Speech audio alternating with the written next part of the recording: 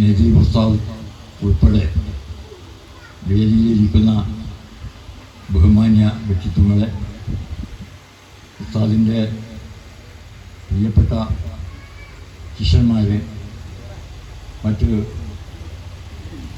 സുഹൃത്തുക്കളെ, അസ്സലാമു അലൈക്കും. ഒരു അനുസ്മരണ പ്രഭാഷണം എന്ന രീതിയിൽ നടത്തുവാൻ ഞാൻ അർഹനല്ല. ഞാൻ കഴിഞ്ഞ 5 വർഷമായി ആഗ്രഹിക്കുന്നൊരു കാര്യമാണ് ഉസ്താദിൻ്റെ ഈ ചരമവാർഷിക ദിനത്തിൽ നിങ്ങളോടൊപ്പം പങ്കെടുക്കണം എന്ന്. പക്ഷെ അന്നൊക്കെ ആരോഗ്യം മോശമല്ലാത്ത സ്ഥിതിയിൽ പങ്കെടുക്കാൻ കഴിഞ്ഞില്ല. പക്ഷെ ഇന്ന് ആരോഗ്യമില്ലാത്ത ഈ സമയത്താണ് പങ്കെടുക്കാൻ ഭാഗ്യം ലഭിച്ചത്. അൽഹംദുലില്ലാ. ഉസ്താദിനെപ്പറ്റി നിങ്ങളോട് എന്താണ് പറയുന്നത് എനിക്കറിയില്ല. കാരണം എന്നേക്കാൾ കൂടുതൽ ഉസ്താദിനോടൊപ്പം ജീവിച്ചവരാണ് എൻ്റെ മുമ്പിലിരിക്കുന്ന ബഹുമാനപ്പെട്ട ആലിമീങ്ങൾ. ഞാൻ ഉസ്താദ് 7 കൊല്ലം ചെറുകുന്ന് മുനവ്വർ ഇസ്ലാം ദർസിൽ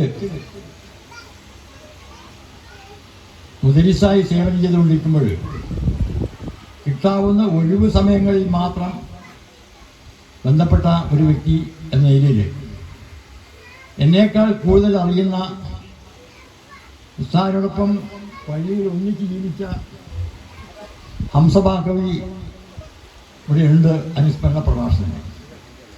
ആ കാര്യങ്ങൾ അദ്ദേഹം നിർവഹിക്കും എന്ന വിശ്വാസത്തിൽ 1-2 വാക്കുകൾ പറഞ്ഞ് ഞാൻ അവസാനിപ്പിക്കുകയാണ്.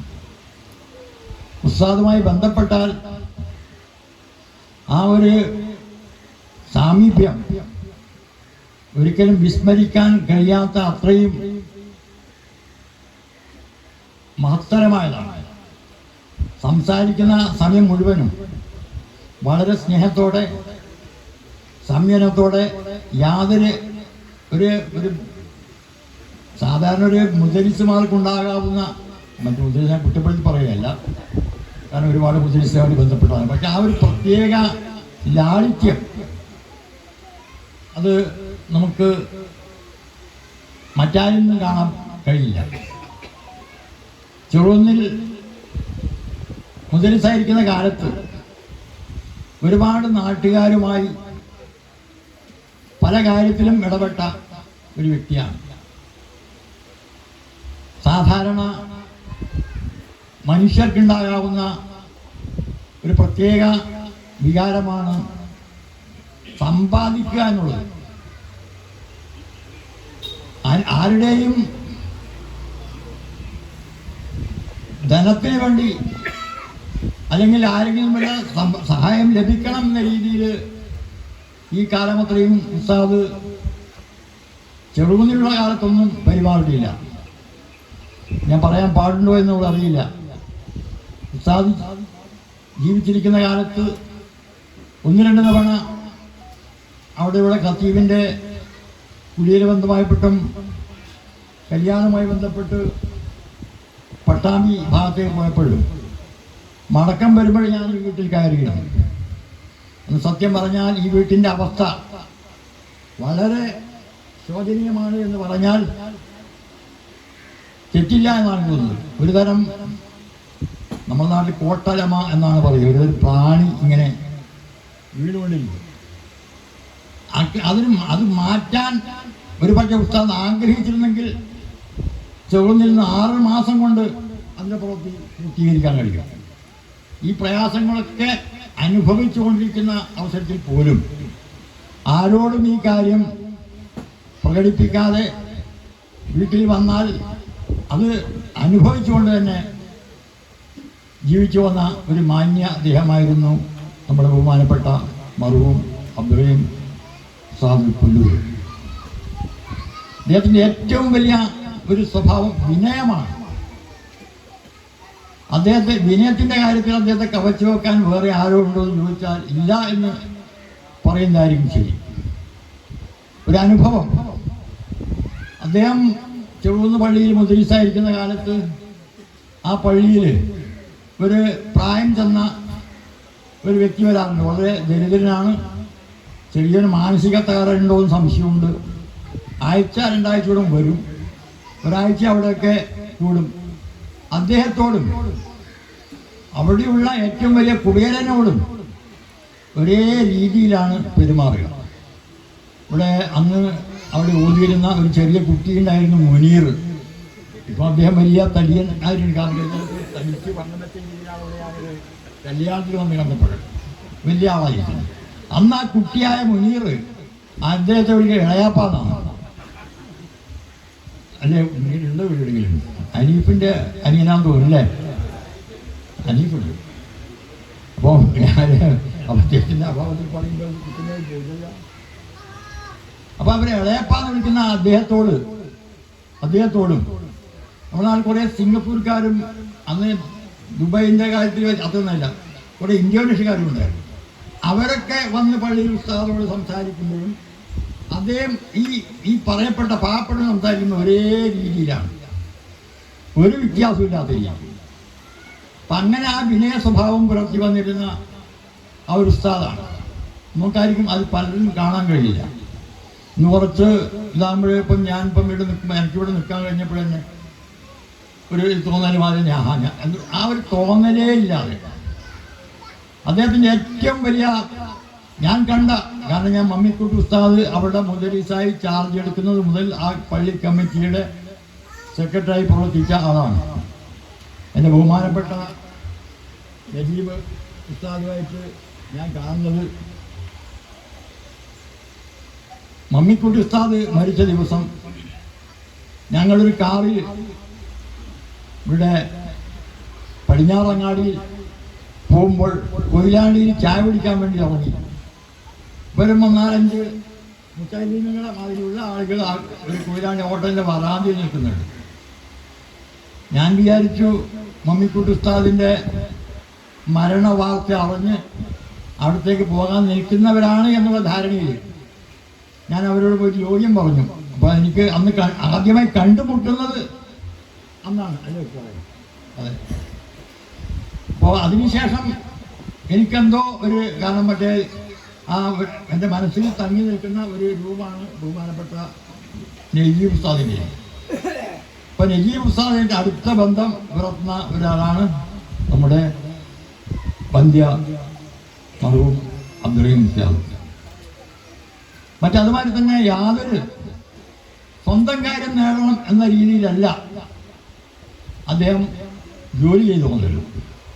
തങ്ങളുടെ കുട്ടികളുടെ കാര്യത്തിൽ, ശിഷ്യന്മാരുടെ കാര്യത്തിൽ, മുത്തഅല്ലിമുകളുടെ കാര്യത്തിൽ അങ്ങേയറ്റം ശ്രദ്ധിച്ച ഒരു വ്യക്തിയാണ് അദ്ദേഹം. ഇവിടെ ഞാൻ കമ്മിറ്റിയിൽ ഇല്ലാത്ത ഒരു കാലത്ത് ഒരു 10 മാസം ഉണ്ടായിരുന്നു. ഞാൻ എന്നെപ്പറ്റി പറയാൻ വേണ്ടി പറയുന്നതല്ല കേട്ടോ, ഒന്ന് ധരിക്കരുത്. പ്രവർത്തിച്ച ഒരു കമ്മിറ്റി ഉണ്ടായിരുന്നു.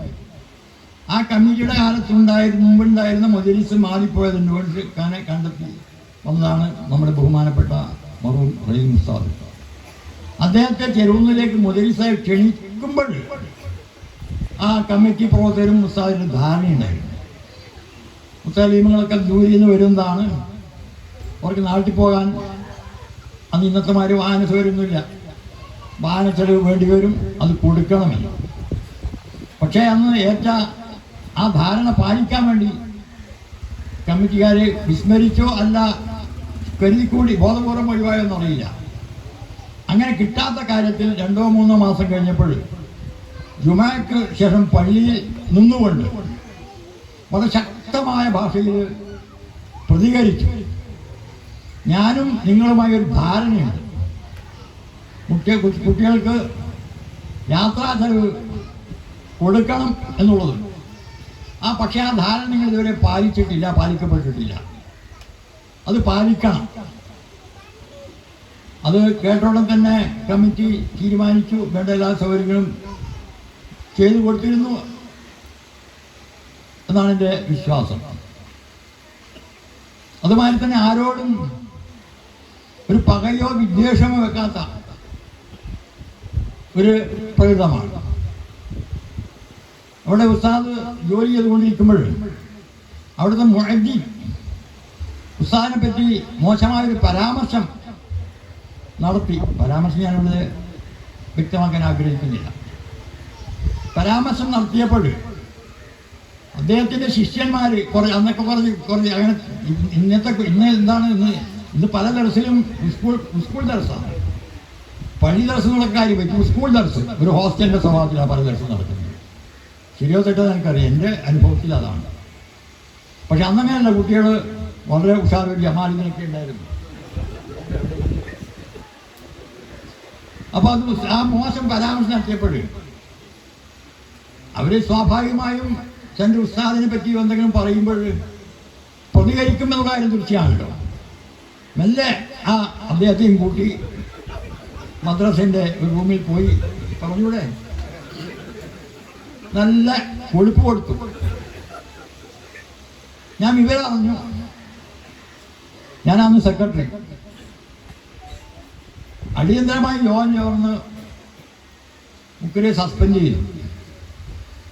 സസ്പെൻഡ് ചെയ്തപ്പോൾ നാട്ടുകാർക്ക് അദ്ദേഹം താമസമാകത്ത് കുറച്ച് വികാരപരരാൾ വന്നു. ഞങ്ങൾ പറഞ്ഞില്ല, പക്ഷെ ഉസ്താദ് പറഞ്ഞു പാവമാണ്, നടപടിയൊന്നും എടുക്കേണ്ട, തുറന്നുകൊട്ടേ എന്ന്. പക്ഷെ എങ്കിലും അദ്ദേഹത്തെ സസ്പെൻഷൻ തന്നെ ഉണ്ട്. ഉസ്താദ് അവിടുന്ന് വിടാനുള്ള കാരണങ്ങളൊന്ന് അതാണ് എന്നും കൂടി ഞാൻ സംശയിക്കുന്നു. ഞാൻ ഇതിലൂടെ അവതരിപ്പിച്ചത് അതുകൊണ്ടല്ല. ഉസ്താദിന് ചെറുതിൽ നിന്നാണ് ഒരു നെഞ്ചുവേദന ആദ്യമായി അനുഭവപ്പെട്ടത്.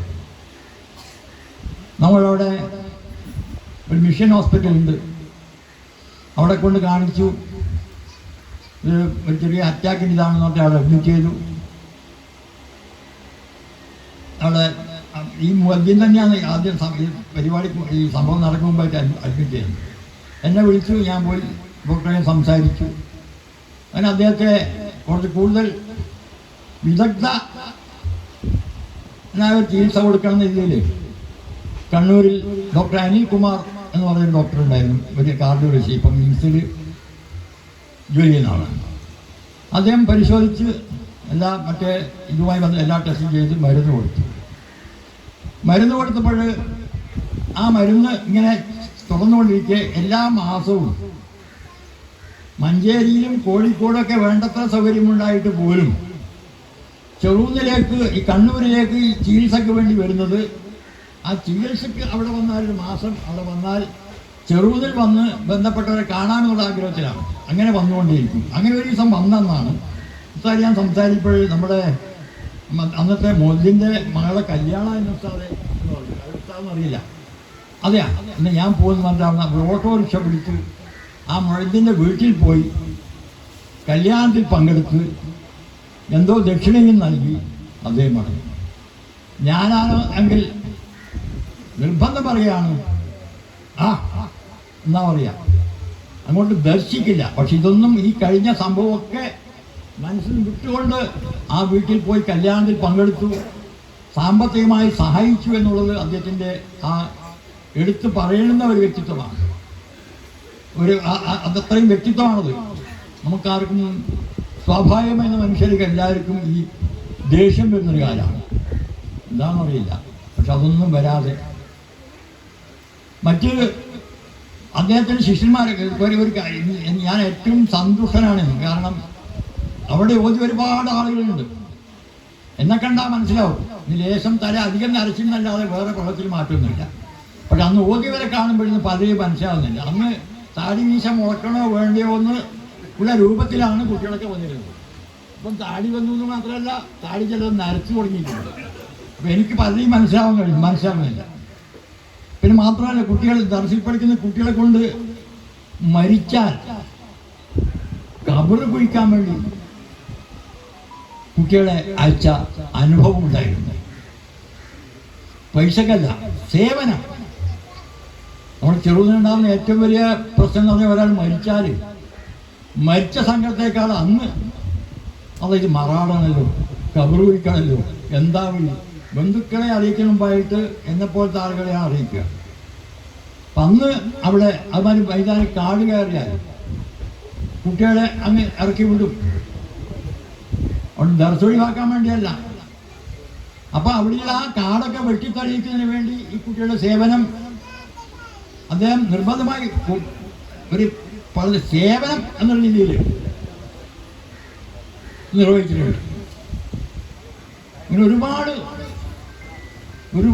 ഒരുപാട് നന്മകൾ നിറഞ്ഞ ഒരു വ്യക്തിത്വമാണ് അദ്ദേഹത്തിൻ്റെ. കേവലം 65 വയസ്സ് മാത്രം ജീവിച്ച, അതിൽ 40 കൊല്ലവും ദർശനം നടത്തി എന്നുള്ളതല്ല, ഇങ്ങനെ ഒരു ആണ്ട് ദിനത്തിൽ ഇത്രയധികം ശിഷ്യന്മാർ പങ്കെടുക്കുക എന്നുള്ളത് തന്നെ അദ്ദേഹത്തിൻ്റെ ആ മേന്മ എത്രത്തോളം ഉണ്ട് എന്നുള്ളതിന് പ്രകടനമായ തെളിവാണ്. കാരണം പലരും പല ദേശത്ത്, പല സ്ഥലങ്ങളിൽ, പല ജോലികളിൽ ഏർപ്പെട്ടവരാണ്. പലർക്കും വരാൻ പ്രയാസപ്പെട്ടുകൊണ്ട് ഞാൻ നവാസ് ഏഴോത്തിന് വന്നതാണ്.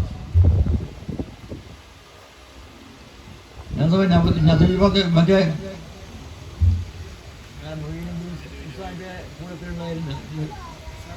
അപ്പൊ അങ്ങനെ ഉയർന്ന ആളുകൾ ഉസ്താദിന്റെ ഒപ്പം ജോലി ചെയ്താണ് നമ്മുടെ യൂസഫ് മുസ്ലിയാർ. അപ്പൊ അവർക്കൊക്കെ ഉസ്താദിന്റെ ആ നന്മ നിറഞ്ഞ സ്വഭാവം അത് ഒരിക്കലും വിസ്മരിക്കാൻ കഴിയില്ല. എന്നെ സംബന്ധിച്ചിടത്തോളം ചെറുകുന്നിൽ വന്നാൽ വരുന്നത് ഞാൻ അറിയും. ഇന്ന ദിവസമാണ് ഡോക്ടറെ കാണാൻ വരുന്നുള്ളത് വെറുതെ എന്നോട് ഫോൺ ചെയ്ത് പറയും. അപ്പോൾ അവിടെ അദ്ദേഹത്തിൻ്റെ അടുത്ത ഒരു ഉണ്ട്, അയ്യൂബാണ് ഡോക്ടറെ കാണിക്കുക. അപ്പം ഇവിടുന്ന് ഡോക്ടറെ കാണാൻ കണ്ണൂർ ഹോസ്പിറ്റലിൽ വന്നാൽ മഞ്ചേരിയിലെ ഉസ്താദ് വന്നിരുന്നു പറഞ്ഞാൽ ഡോക്ടറോട് ഉടനെ വിളിക്കാൻ പറയും. ഒരാഴ്ചയും 2 ആഴ്ചയും ബുക്കിങ് വേണ്ടി വരുന്ന ഒരു ഡോക്ടർ മഞ്ചേരിയിൽ നിന്ന് ഡോക്ടർ ഇന്നാൾ വന്നിരുന്നു പറഞ്ഞാൽ ഉടനെ അങ്ങോട്ട് വിളിക്കും. പക്ഷെ അന്നൊന്നും അത്ര ഒരു മാരകമായ ഗുരുതരമായ അവസ്ഥയിലായിരുന്നില്ല ഉസ്താദ്. മരിക്കുന്നതിന് 1 മാസം മുമ്പ് പോലും കാണിച്ചതാണ്. അവിടെ ചെറുകുന്ന് വിട്ട് ഇവിടെയാണ്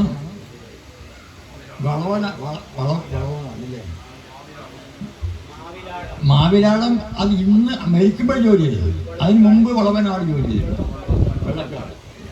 നാട്ടിൻ്റെ പേരായി തോന്നുന്നു. അവിടെ അദ്ദേഹത്തിൻ്റെ ഒരു കുട്ടികളെ TKS വാർഷിക സമയത്തിന് ഉസ്താദ് വന്നിട്ടുണ്ടല്ലേ, ഒരു തങ്ങളുണ്ടായിരുന്നു, പാലക്കാട് തങ്ങളുണ്ടായിരുന്നു. ഈ വിനീതനും അന്നാളെ പോയിരുന്നു. ഉസ്താദ് പറഞ്ഞുകൊണ്ട് പോയതാണ്. ഒപ്പം കബീർ എന്നൊരു മുമ്പിൽ ഇരിക്കുന്നുണ്ട്, അദ്ദേഹം ഉണ്ടായിരുന്നു. ഞങ്ങൾ അവിടെയൊക്കെ അദ്ദേഹത്തിന് ആ ഒരു കൊല്ലം കൊണ്ട് അദ്ദേഹത്തിന് അവിടെ ഉണ്ടായിരുന്ന ആ ഒരു മതിപ്പ്, ഒരാൾക്കൊരു മതിപ്പ് കിട്ടണമെങ്കിൽ എല്ലാം തികഞ്ഞ ഒരു വ്യക്തിത്വമായിരിക്കണം. എന്തെങ്കിലും ഒരു കുറവ് പറയാൻ മാത്രമില്ല. പക്ഷെ ഒരു കുറവുണ്ട്, വല്ലതും അനാവശ്യമായ ന്യായമല്ലാത്ത കാര്യങ്ങൾ കണ്ടാൽ ആ മുഖത്ത് ഒരു ഗൗരവം പ്രത്യക്ഷം, അതൊരു ഗൗരവം തന്നെയായിരിക്കും. അതുതന്നെ അവിടെ ഒന്നുമില്ല, ആരാണെന്ന് നോട്ടില്ല. അങ്ങനെയല്ലേ സലീമേ? അത്രയും ഗൗരവത്തോടുകൂടി ഒരു തനിയെ അറിയാതെ വരും. അങ്ങനെയൊക്കെയുള്ളൊരു വ്യക്തിയാണ്. എന്നേക്കാൾ കൂടുതൽ പരിചയപ്പെട്ട അദ്ദേഹത്തിൻ്റെ ശിഷ്യത്വം സ്വീകരിച്ച് അതിനൊരു ഭാഗ്യമാണ്. നിങ്ങളോട് കൂടുതൽ ഞാൻ സംസാരിക്കാൻ ആഗ്രഹിക്കുന്നില്ല. എനിക്കിന്ന് ഇവിടെ വരാനും ഈ പണ്ഡിത സദസ്സിൽ ഞാൻ ടോയിലെടുക്കാൻ മറന്നുകൊണ്ടാണ് തല മറക്കാതിരുന്നത്. ഞാൻ എടുത്തു വെച്ചാണ് മറന്നുപോയി. പിന്നെ അസറോട് ചോദിക്കാൻ കഴിയും, അതും വിട്ടുപോയി. അപ്പം ഇങ്ങനെ ഈ വിഭജിക്കുന്ന ഇവരെല്ല വേദിയിൽ വലിയ വലിയ ആൾക്കാരായിരിക്കുന്നത്. അവരൊക്കെ ഉസ്താദായിട്ട് നല്ല ബന്ധം സ്ഥാപിച്ചവരാണ്. ഞാൻ കൂടുതൽ സംസാരിക്കുന്നത് ശരിയല്ല എന്ന് തോന്നില്ല. പക്ഷെ ഇങ്ങനെ ഇരുന്നിട്ട് നമ്മൾ 2-3 ആൾ ഒന്നിരുന്നിട്ട് ഉസ്താദിനെ പറ്റി ഇപ്പോൾ സംസാരിക്കുമ്പോൾ ഒരു 2-3 മണിക്കൂർ ഞാൻ സംസാരിക്കും. ഉസ്താദിൻ്റെ ഗുണഭാഗങ്ങൾ 2-3 മണിക്കൂർ നമ്മൾ ഇങ്ങനെ ഇരുന്നിട്ട് അപ്പോഴേക്കും സംസാരിക്കും. ഒരു മൈക്കിൻ്റെ മുമ്പിൽ ഇരുന്നിട്ട് ഇങ്ങനെ സംസാരിക്കുമ്പോൾ അതിനുള്ളൊരു ഒരു കഴിവില്ല, അതിന് മാത്രം വളർന്നിട്ടില്ല. ഏതായാലും ഈ കാര്യം നിങ്ങൾ തുടർച്ചയായി കൊണ്ടുപോകണം എന്നാണ് എനിക്ക് ഇന്ന് 6ാമത്തെ ആണ്ടാണ്.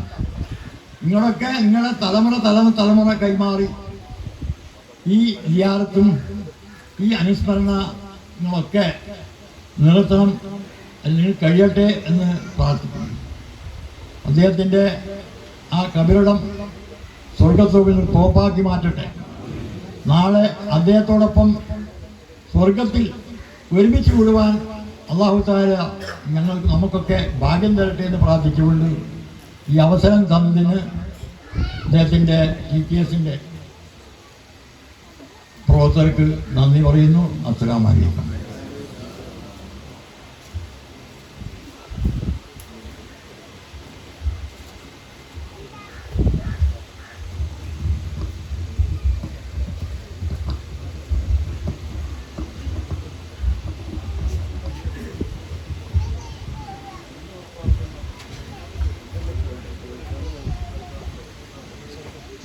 ബഹുമാനപ്പെട്ട സഭാപതി സഹോദരങ്ങളെ അല്പം സംസാരിക്കുന്നതിന് വേണ്ടി ക്ഷണിക്കുന്നു.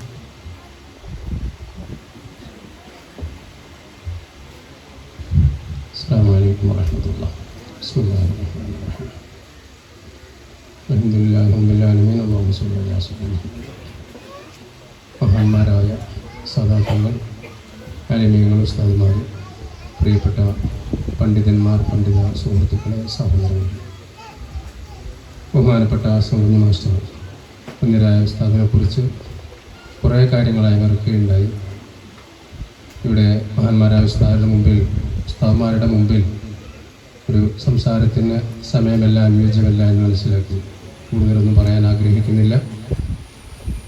ബഹുമാനപ്പെട്ട ഉസ്താദിനെക്കുറിച്ച് ഞാൻ പറയണമെന്ന് ഉദ്ദേശിച്ച ഒരു കാര്യം തന്നെയാണ് മാഷും പറഞ്ഞത്. വിനയത്തിൻ്റെ അങ്ങേ അറ്റത്ത് ആളായി. എൻ്റെ ഈ ജീവിതകാലത്ത് ഇത്രത്തോളം വിനയമുള്ളൊരു മനുഷ്യനെ ഞാൻ കണ്ടിട്ടില്ല.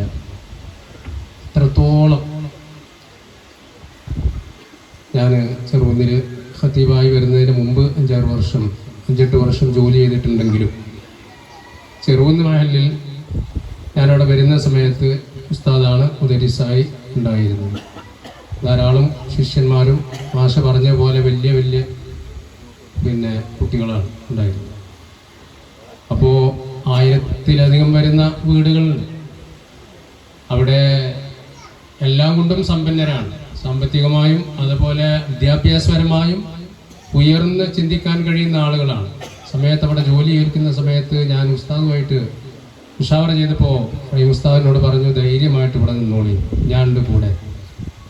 ആ വാക്ക് 15 വർഷത്തോളം അൽഹംദുലില്ലാഹ് അവിടെ പൂർത്തിയാക്കാൻ സാധിച്ചു.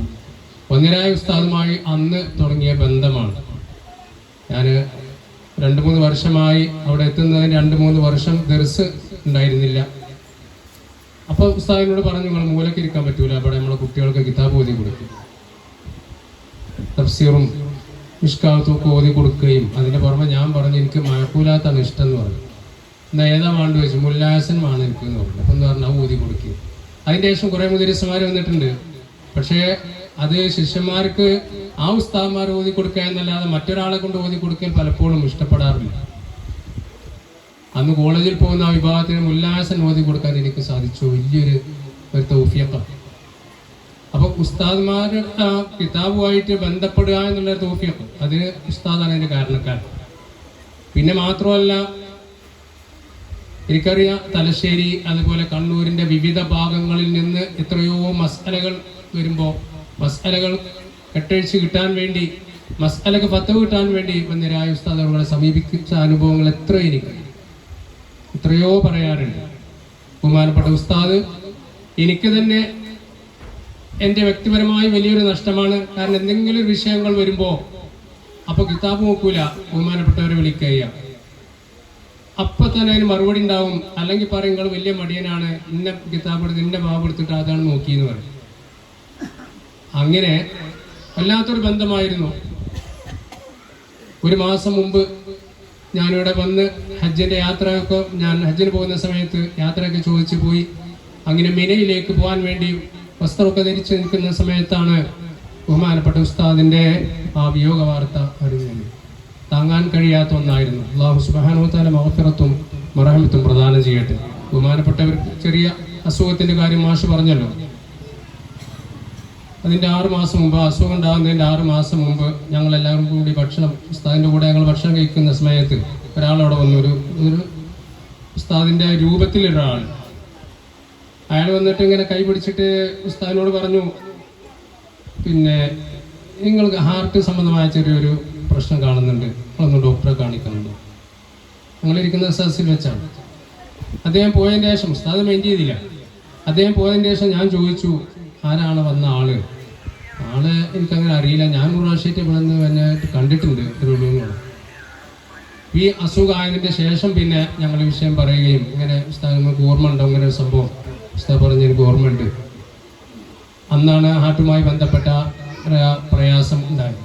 ഏതായാലും ബഹുമാനപ്പെട്ട ഉസ്താദിനെ സംബന്ധിച്ചിടത്തോളം ഒരു വലിയ ഒരു നഷ്ടമാണ് നമ്മെ സംബന്ധിച്ചിടത്തോളം അദ്ദേഹം പിരിഞ്ഞത്. അദ്ദേഹത്തിൻ്റെ കുടുംബത്തിന് എന്നല്ല, ശിഷ്യന്മാർക്ക് എന്നല്ല, ഈ സമൂഹത്തിനാണ് വലിയ നഷ്ടം. വലിയ പാണ്ഡിത്യത്തിൻ്റെ ഉടമയാണ്, ഇൽമിൻ്റെ വലിയൊരു ബഹറ. അത് ഇന്ന വിഷയമില്ല, മഴക്കൂലാത്തിലാവട്ടെ, ഏത് ഫന്നെടുത്താലും മൂപ്പർക്ക് അത് വളരെ വ്യക്തമായിട്ട് അതൊരു കാഴ്ചപ്പാടുണ്ട്. പല ഘട്ടങ്ങളിലൊക്കെ എൻ്റെ നാട്ടിലൊക്കെ ചെറിയൊരു വിഷയം വന്ന സമയത്ത്, ഒരു മസാല പ്രശ്നം വന്ന സമയത്ത് എന്നോട് പറഞ്ഞു, ധൈര്യമായിട്ട് അത് ഏറ്റോളി, അതിൻ്റെ ഒരു വാദപ്രതിവാദം വേണമെങ്കിൽ വെച്ചോളി, ഞാൻ വരാം, ഞാൻ ഒറ്റയ്ക്ക് മതി എന്നോട് പറഞ്ഞു. അങ്ങനെ വല്ലാത്തൊരു വിനയത്തിൻ്റെയും പാണ്ഡിത്യത്തിൻ്റെയും ഉടമയാണ് ബഹുമാനപ്പെട്ട അസമുഞ്ഞ മാഷ് പറഞ്ഞല്ലോ. നമുക്ക് മനസ്സിലായല്ലോ, കണ്ണൂരിൽ നിന്ന്, ചെറുകുന്നിൽ നിന്ന് ആണ് മാഷും. ചെറുകുന്ന് മഹല്ല് എന്ന് പറയുന്നത് ചെറുകുന്ന് മഹല്ലിൻ്റെ ഒരു കാര്യദർശിയാണ് മാഷ്. അത് കമ്മിറ്റിയിൽ ഉണ്ടാവട്ടെ, ഇല്ലാതിരിക്കട്ടെ. അവിടെ നിന്ന് വേറെയും പ്രതിനിധികൾ ഇവിടെ വന്നിട്ടുണ്ട്. അപ്പൊ അവരൊക്കെ ഇവിടെ വരുമ്പോൾ തന്നെ മനസ്സിലായല്ലോ ഇവർ തമ്മിലുള്ള ബന്ധം, ആ ഉസ്താദുമായിട്ടുള്ള സ്നേഹബന്ധം എത്രയാണ്. ഇപ്പൊ ഈ ഇരിക്കുന്ന ആളുകളൊക്കെ അസംകുഞ്ഞ മാഷക്ക് മിക്ക ആ ശിഷ്യന്മാരായ ആളുകളൊക്കെ പേരറി. അല്ലാഹു തആല ആഫിയത്തും ദീർഘായുസ്സും കൊടുക്കട്ടെ. ഞങ്ങൾക്കൊക്കെ ഉള്ള ഒരു വലിയ മുർഷിദാണ് ഉസ്താദിനെ സംബന്ധിച്ചിടത്തോളം. അങ്ങനെ തന്നെ അവിടെ ജോലി ചെയ്ത എല്ലാ ഉസ്താദന്മാരും മുതഅല്ലിമീങ്ങൾക്കൊക്കെ ബഹുമാനപ്പെട്ട അസംകുഞ്ഞ മാഷ് അല്ലാഹു തആല ആഫിയത്തുള്ള ദീർഘകാലം അല്ലാഹു പ്രദാനം ചെയ്യട്ടെ. ബഹുമാനപ്പെട്ട ഒരു സംസാരം നിങ്ങൾക്ക് മനസ്സിലായല്ലോ, അദ്ദേഹവുമായിട്ടുള്ള മഹബത്ത്. എന്നാലും നല്ല ഓർമ്മയാണ്, നമ്മളെക്കാളൊക്കെ നല്ല ഓർമ്മയുണ്ട്. അപ്പോഴും ഓരോരുത്തർ പേരിങ്ങനെ എടുത്ത് പറയുന്നുണ്ടല്ലോ. ബഹുമാനപ്പെട്ട ഉസ്താദിന് അല്ലാഹു സുബ്ഹാനഹു വ തആല സന്തോഷത്തോടു കൂടെ കഴിയാനുള്ള എല്ലാ സമ്പാദ്യവും ഇവിടെ സമ്പാദിച്ചിട്ടാണ് പോയത്. അതുകൊണ്ട് സമ്പാദമാണ്, ആ സമ്പാദമാണ് ഇത്. ഭൗതികമായ സമ്പാദ്യമല്ല, ദുനിയാവല്ല, ആഖിറത്തിലേക്ക് ദിവസവും അക്കൗണ്ടിൽ നിന്ന് പിൻവലിക്കാവുന്ന രീതിയിൽ ഇവിടെ നിക്ഷേപിക്കാൻ ഈ കണ്ട പണ്ഡിത സമൂഹമുണ്ട്. ഈ കാണുന്ന ഉമറാക്കൾ അടക്കുന്നുണ്ട്. അല്ലാഹു സുബ്ഹാനഹു വ തആല നാളെ സ്വർഗീയാരാമത്തിൽ ബഹുമാനപ്പെട്ടവരോടുകൂടെ ഒരുമിച്ച് കൂടാനുള്ള തൗഫീഖ് അർഹമുർ റഹീമായ റബ്ബ് നമുക്കും നമ്മുടെ മുഹബ്ബീങ്ങൾക്കും പ്രദാനം ചെയ്യുമാറാവട്ടെ. ആമീൻ എന്ന് മാത്രം സംസാരിച്ചുകൊണ്ട് ഞാൻ അവസാനിപ്പിക്കുന്നു. അസ്സലാമു അലൈക്കും. ബഹുമാനരായ അയ്യൂബ് ജലാലിയ യതീംഖാനയുടെ ഒരുപാട് കാലമായിട്ടുള്ള മാനേജറാണ്. ഇവരെ നമുക്ക് ഇനി വേറൊരു സമയത്ത് കേൾക്കാൻ കഴിയില്ല, കാരണം കണ്ണൂരിൽ നിന്നൊക്കെ വരുന്നതാണ്. അപ്പോൾ ഈ ഒരു അവസരം ഞങ്ങളതിനോട് ഉപയോഗപ്പെടുത്തുകയാണ്. ബഹുമാനപ്പെട്ടവരെ അതിനോറും ക്ഷണിക്കണം.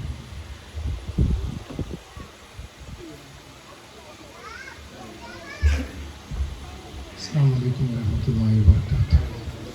ബിസ്മില്ലാഹിർ റഹ്മാനിർ റഹീം. അൽഹംദുലില്ലാഹി റബ്ബിൽ ആലമീൻ. ആദ്യമായിട്ടാണ് എൻ്റെ ജീവിതത്തിൽ ഉസ്താദന്മാരുടെ മുന്നിൽ ഞാൻ നിൽക്കുന്നത്. എനിക്കിപ്പോൾ കാല് വറക്കുന്നുണ്ട്. ഞാൻ യതീംഖാനയിലെ മക്കളെ നോക്കി വളർത്തിയല്ലാതെ വേറൊരു പരിചയം എനിക്കില്ല. അതിനിടയിൽ ബഹുമാനപ്പെട്ട അസമുഞ്ഞ മാസ്റ്റർ എന്നെ ഏൽപ്പിച്ചൊരു ദൗത്യമാണ് നമ്മുടെ പ്രിയപ്പെട്ട ഷെയ്ഖുന റഹീം ഉസ്താദിൻ്റെ ഒരു ഹിദ്മത്തെടുക്കാൻ വേണ്ടിയുള്ള ഒരു ചുമതല. അത് നിങ്ങളുമായി പങ്കുവെക്കുക എന്ന് മാത്രമാണ് ഞാൻ ഉദ്ദേശിക്കുന്നത്. സുനീർ ഫൈസി ഉസ്താദ് എന്നോട് പറഞ്ഞത്, ഉസ്താദിനെ അടുത്തറിഞ്ഞ ഒരു വ്യക്തിയാണ് നിങ്ങൾ. നിങ്ങൾക്ക് ഉണ്ടായ അനുഭവം നിങ്ങൾ നമ്മളോട് പറയുമ്പോൾ അത് നമുക്ക് ഒരു മനസ്സിന് സന്തോഷമുണ്ടാവും എന്ന് കരുതിയിട്ടാണ് ഞാനിവിടെ വന്നിട്ട് നിൽക്കുന്നത്. കുറേ 2-3 സെക്ഷൻ നടക്കാനുണ്ട്. സമയം ദൈർഘിച്ചു എന്ന് എനിക്കറിയാം. എന്നാലും 96-ലാണ് ഞാൻ ചെറുകുന്ന് യത്തീംഖാനയിൽ ജോയിൻ ചെയ്യുന്നത്. അന്ന് അസമുഞ്ഞ് മാസ്റ്ററാണ് യത്തീംഖാൻ്റെ സെക്രട്ടറിയും പള്ളി സെക്രട്ടറി. 97-ലാണ് തോന്നുന്നു റഹീം ഉസ്താദ് അവർകൾ അവിടെ ചാർജ് എടുക്കുന്നത്. ഒരു 5 മാസം കഴിഞ്ഞതിന് ശേഷമാണ് ഞാനും ഉസ്താദുമായിട്ട് നല്ല ബന്ധം ഉണ്ടാക്കുന്നത്. എന്ന് പറഞ്ഞാൽ മഗ്‌രിബിന് യത്തീംഖാനിൽ അന്നുള്ള 57 മക്കളെ ഒരു 1/4 മണിക്കൂർ മുമ്പേ പള്ളിയിലേക്ക് കൂട്ടിപ്പോയി തസ്ബീഹ് ചൊല്ലും. ഞാൻ അന്നും ഈ വേഷത്തിൽ തന്നെയാണ്. കുട്ടികളെ ബാക്കിൽ ഇരുന്നിട്ട് പഠിപ്പിക്കുന്ന സ്വഭാവം എനിക്കില്ല. മക്കളെ യത്തീംഖാനെന്ന് അച്ചടക്കത്തോട് പറഞ്ഞയക്കും. അവരവിടെ ദിക്ർ ചൊല്ലും, അല്ലാതെ തസ്ബീഹ് ചൊല്ലും. ഞാനിങ്ങനെ ഒരു മൂലക്കൊണ്ടിരിക്കും. അന്നേരം റഹീം ഉസ്താദ് ചോദിച്ചു, ഈ യത്തീംഖാനയിലെ കുട്ടികളുടെ നാഥനാരാണ്? മുക്കിരി ഉസ്താദിനോട്. അങ്ങനെയാണ് എന്നെ ഒരു ദിവസം റൂമിലേക്ക് വിളിച്ചിട്ട് കാര്യങ്ങൾ സംസാരിക്കുകയും ഞാനായിട്ട് പരിചയപ്പെടുന്നത്. അങ്ങനെ അൽഹംദുലില്ലാ ഉസ്താദ് എന്നോട് പറഞ്ഞു, നല്ല അച്ചടക്കമുള്ള മക്കളാണ്, സന്തോഷമുണ്ട്, കുട്ടികൾ എത്ര വരെ പഠിക്കുന്ന കുട്ടികളുണ്ട്, എങ്ങനെയാണ് എന്ന് പറഞ്ഞ് ഉസ്താദ് കുറേ ഉപദേശ നിർദ്ദേശങ്ങൾ അവിടുന്ന് വിട്ടുപിരിയുന്നത് വരെ എൻ്റെ മേഖലകളിൽ എൻ്റെ ജീവിതത്തിലും കുറേ മാറ്റങ്ങൾ വരുത്തി തന്നത് എൻ്റെ പ്രിയപ്പെട്ട ഞാനറിഞ്ഞ ബഹുമാനപ്പെട്ട റഹീം ഉസ്താദ് അവർകളാണ്. അങ്ങനെ 10ാം ക്ലാസ് മദ്രസ കഴിഞ്ഞ് കോളേജ് മാത്രം പഠിപ്പിക്കുന്ന സമയത്ത് അതും എന്നോട് പറഞ്ഞു, എന്താണ് മദ്രസ 10ാം ക്ലാസ് കഴിഞ്ഞിട്ട് കുട്ടികൾക്കുള്ള മുതിർന്ന കുട്ടികൾക്കുള്ള പരിപാടി നമ്മുടെ ഇപ്പം തുടങ്ങിയിട്ടില്ല, തുടങ്ങണം. അള്ളാഹുവിൻ്റെ മുമ്പിൽ കൈകെട്ടി ഉത്തരം പറയേണ്ടി വരും. നിങ്ങൾ മതഭൗതിക വിദ്യാഭ്യാസം നൽകണം. നിർബന്ധമായിട്ടും കമ്മിറ്റിക്കാരോട് ബന്ധപ്പെട്ട് നിങ്ങൾ യത്തീംഖാനയിൽ ദർസ് തുടങ്ങണം, യത്തീംഖാനിലെ മക്കൾക്കായിട്ട്. അങ്ങനെയാണ് ബഹുമാനപ്പെട്ട അസമുഞ്ഞ് മാസ്റ്റർ പിറ്റേന്ന് രാവിലെ വന്ന ഉടനെ ഞാൻ ഈ കാര്യം സംസാരിക്കുകയും റഹീം ഉസ്താദ് ഇങ്ങനെ പറഞ്ഞിരുന്നു. അന്നൊരു 10 കുട്ടികളായിട്ട് 10ാം ക്ലാസ് മദ്രസ പാസ്സായ കുട്ടികളുണ്ടായിരുന്നു. അന്ന് ഡിഗ്രി പഠിക്കാനും മറ്റെല്ലാം. അങ്ങനെയാണ് അന്നുണ്ടായ റഹീം ഉസ്താദിൻ്റെ ശിഷ്യന്മാർ തന്നെ മൊഹീം ബാക്കവിയോ ഫീസ് അങ്ങനെ ഓർമ്മയില്ല, അവരെ തന്നെ വെച്ച് ഷാമാരീൻ്റെ ഇടയിൽ ദർശോധി കൊടുക്കുകയും അതിന്നും അൽഹംദുലില്ലാ മാറി മാറി വന്ന് റഹീം ഉസ്താദിൻ്റെ ശിഷ്യന്മാർ തന്നെ ഇന്നും 22ഓളം ദർശനം നമ്മൾ യത്തീംഖാനിൽ മാത്രം ദർശെടുക്കുന്ന കീശ്ശേരി ബഷീർ ഉസ്താദ്, ഇദ്രീസ് ഉസ്താദ് അവർ ദർശിക പുലർത്തിക്കൊണ്ട് പോകുന്നുണ്ട്. അന്നൊക്കെ എന്തെങ്കിലും പ്രശ്നങ്ങൾ വരുമ്പോൾ, പ്രയാസങ്ങൾ വരുമ്പോൾ പ്രിയപ്പെട്ടവരെ സമീപിച്ചിട്ടാണ് ഞാൻ മനസ്സിന് സമാധാനം നേടാറുള്ളത്.